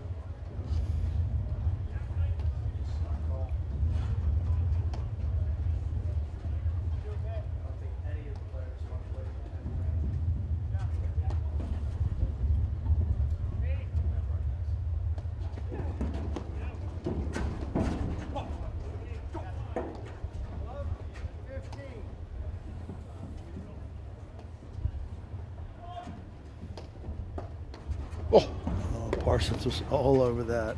great volley from Anderson. Here it comes again. 15-40. Anderson and Bostrom are just playing very solid, smart, not making many errors. That was a great volley from Anderson on that ball Yeah, that it really was. Parsons just tagged. 2 more points for 5-2.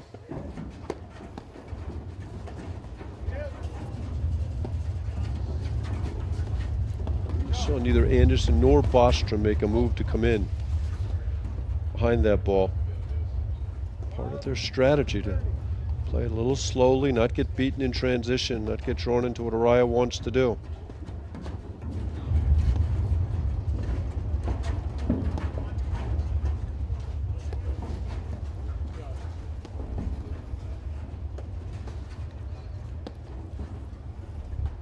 Can I go?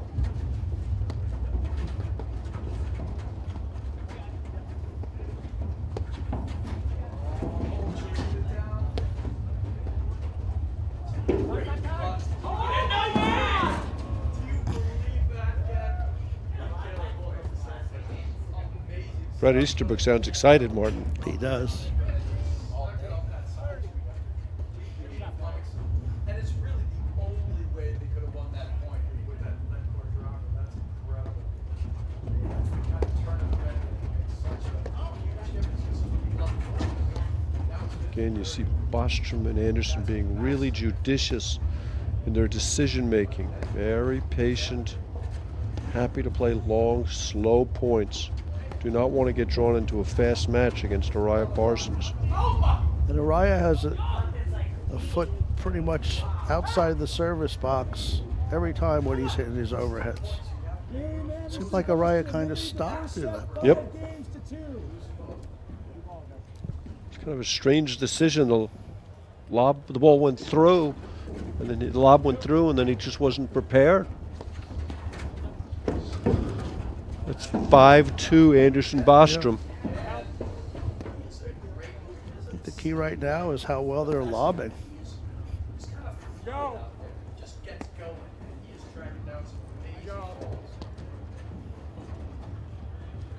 So Mark, do you think it's harder for Arraya to do as much with the ball when he's behind?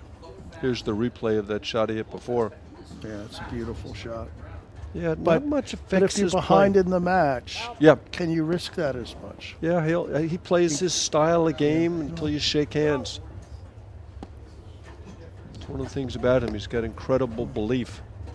Well, it's important. And the tide can easily turn. Yep, in the blink of an eye. Blake Anderson to serve for the set at 5-2. Boy, Arraya just seems low energy.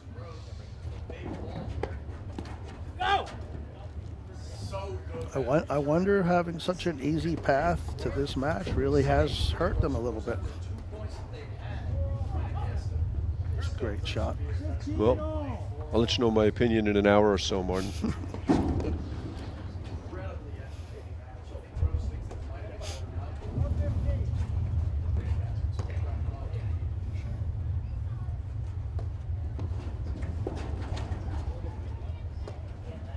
Great dig there by Bostrom. 30-15. Arraya continues to miss.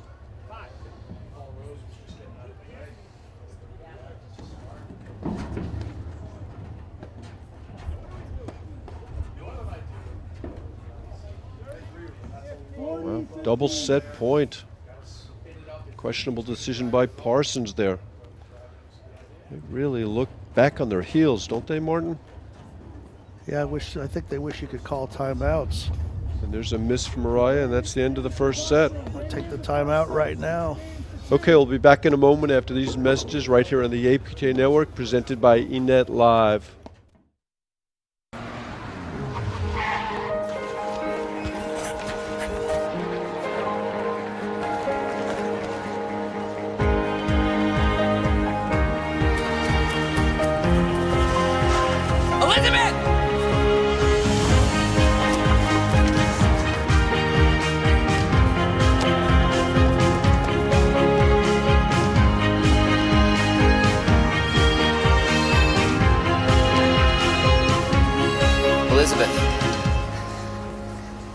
Stephen. I can't believe I caught you. You came back. I knew you'd come back. I have to ask you something. Anything. What is the Netflix password? I love Stephen. I love Steven. It's all lowercase, one word? Yeah. Okay, cool. You gotta get it to get it. See ya.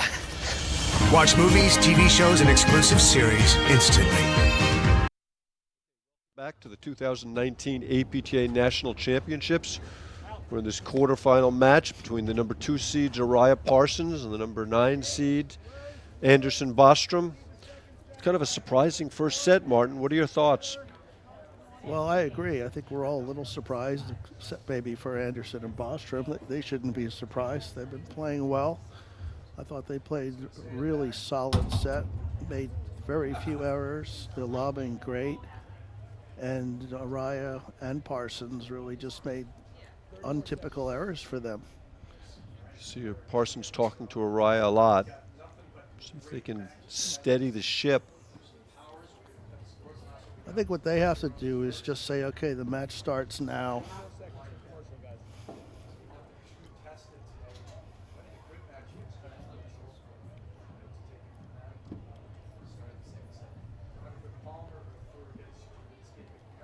Parsons is definitely trying to talk to Arraya and get a plan. Give him a little encouragement. That's what teammates do. Arraya lost serve both times he served in the first set, as did Parsons. See if they can play a good game on his serve. Really smart shot there by Blake Anderson. That would have been tempting to drive that second ball, but that's not their game plan.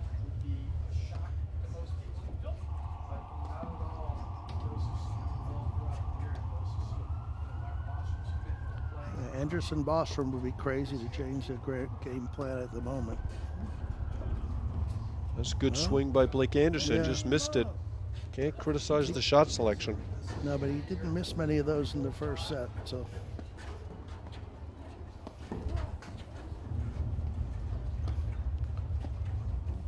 It's a great volley from Arraya. Parsons again slid over beautifully. Presented his backhand volley to the logical spot of the drive.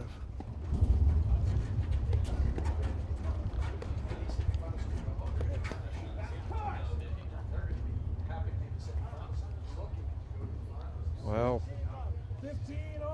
Lob was out by a foot.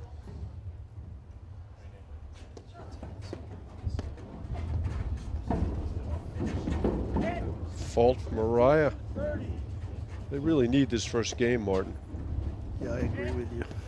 Plenty of time to come back if they don't win it, but you just feel like everything's rolling downhill against them.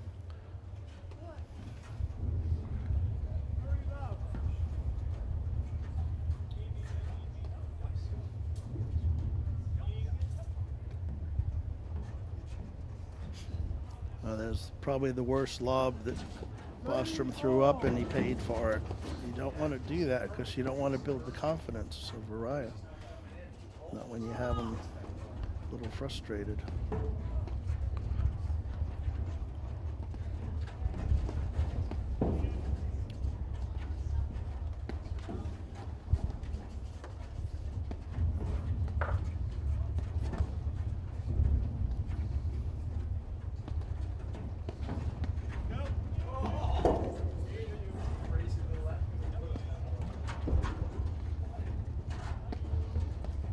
Interesting, in the last match you saw Bostrom playing the deuce court as much as possible in the back court. And I think here, because of Arraya's spins, they want him in the ad court. Interesting to see if Arraya Parsons changed some of their overheads.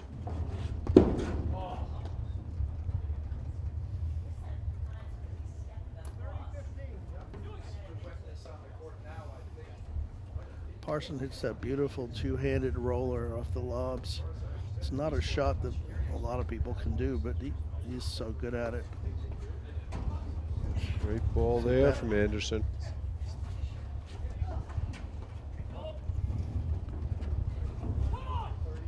Nice shot. Yeah, questionable decision by Anderson there to try and hit that cut. You want to keep it as vanilla as possible right now if you're Anderson Bostrom. Getting a lot of errors. Arraya Parsons. Yeah, if I was Anderson Bostrom, I'd want to do exactly what I did the first set and not feel like you're going to roll this match, because you're not.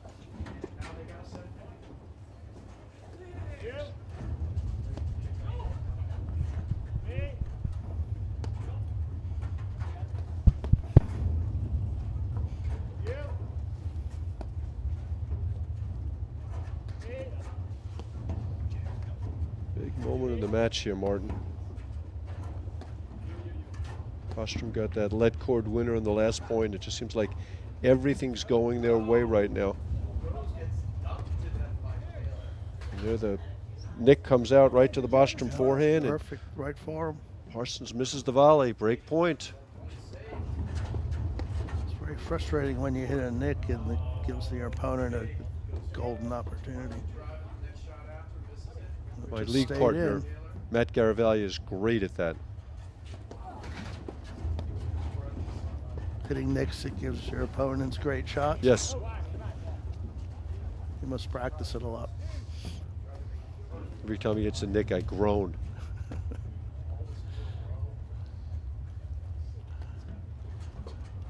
Well, you probably do some things that makes him groan too, so. Well, he's groaning continuously playing with me.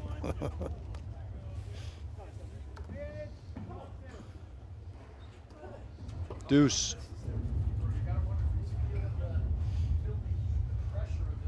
Bostrom had that forehand lined up, one of the few he's missed. That ball danced.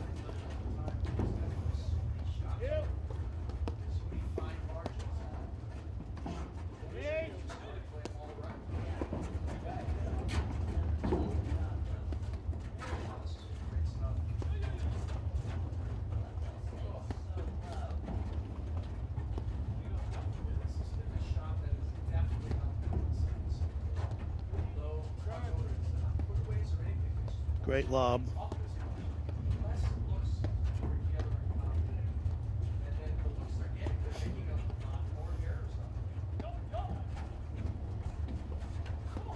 Oh, it's a good spot. It was a good idea. He just missed it. Yeah, did everything right that point, just missed the forehand. Yeah.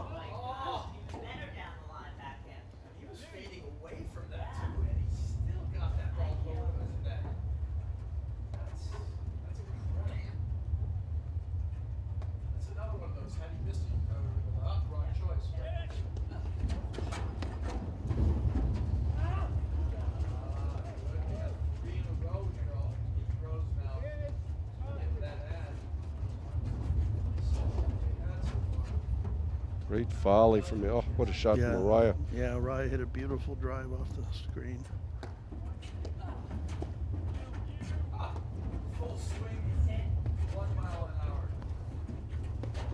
And Anderson misses the lob, and we have our first hold of the match for Arraya Parsons. They lead 1-love, second set.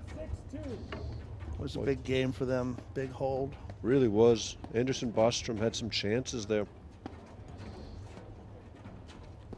I actually think it was better for them that it was a long game and they held. Yep.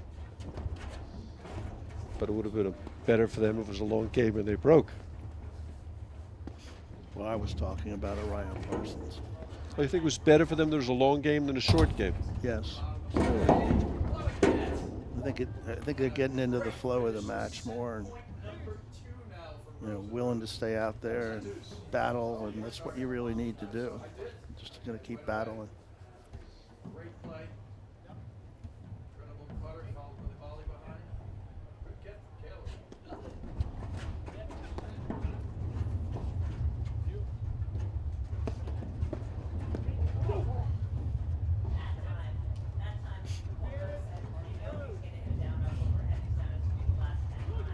It's a beautiful touch backhand.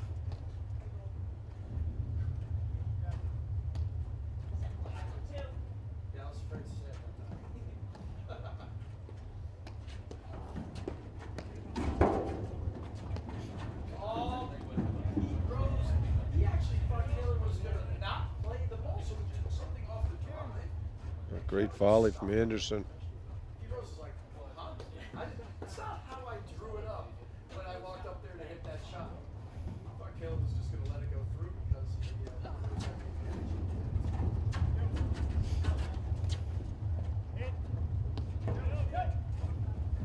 Great dig from Arraya off that seam.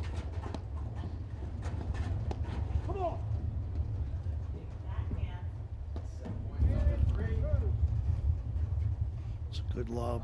Yeah, Bostrom's lobbing's really been terrific. Yeah, it really has. He's getting it. He's obviously really working to keep it deep. Now, I was about to comment on how disciplined Blake Anderson had been. The shot before, he had a chance to drive a high forehand, chose not to. And there he kind of broke down a little bit. I don't think we really saw a single shot like that the whole first set from him.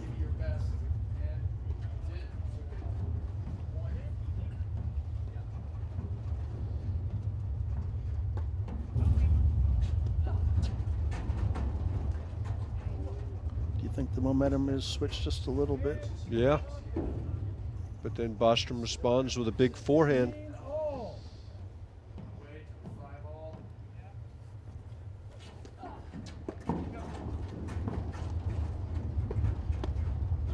And again, Really disciplined by Just long. Bostrom. Even though he missed it, that was a ball.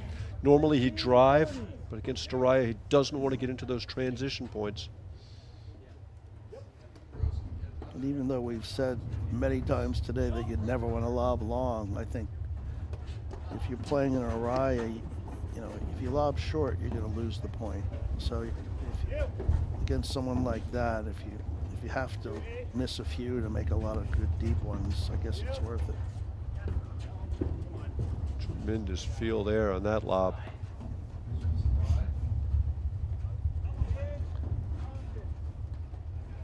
Again, real disciplined play from Anderson. Could have driven that ball, but chose not to. Sticking with the game plan. Great job. And he gives out the hometown Pittsburgh yell, and he really stepped it up and took it on himself to say. Sounds like Compton Kaler saved 3 set points to get back to 5-all.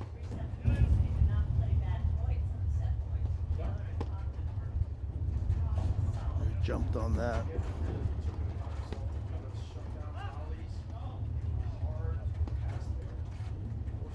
Tell you, Arraya's questioning virtually every call, which is not a good sign. Well, at least he's accepting the umpire's confirmation. It was a close ball, I thought.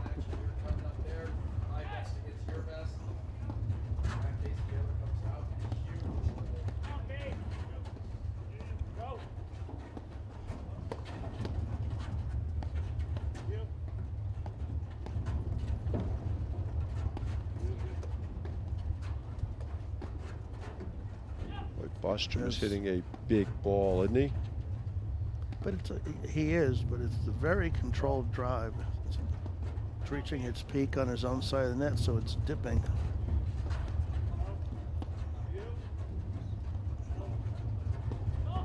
That's a beautiful fake. Again, great discipline from Anderson.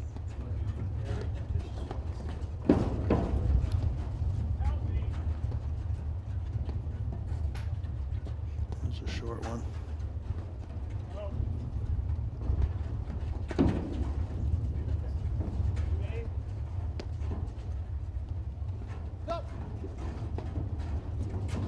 It's a great lob.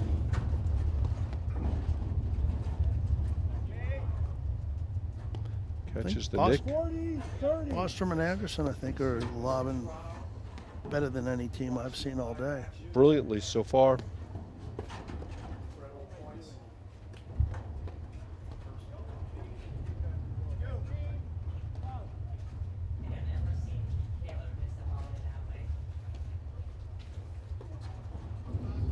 There's that big Parsons backhand.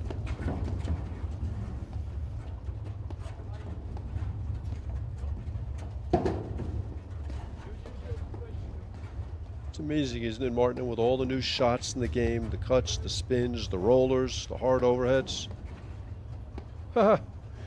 Lobbing is still such a critical element of the sport. One up, one back. Just, I always say to people, if you've got a question about what you should do, the answer is probably lob better.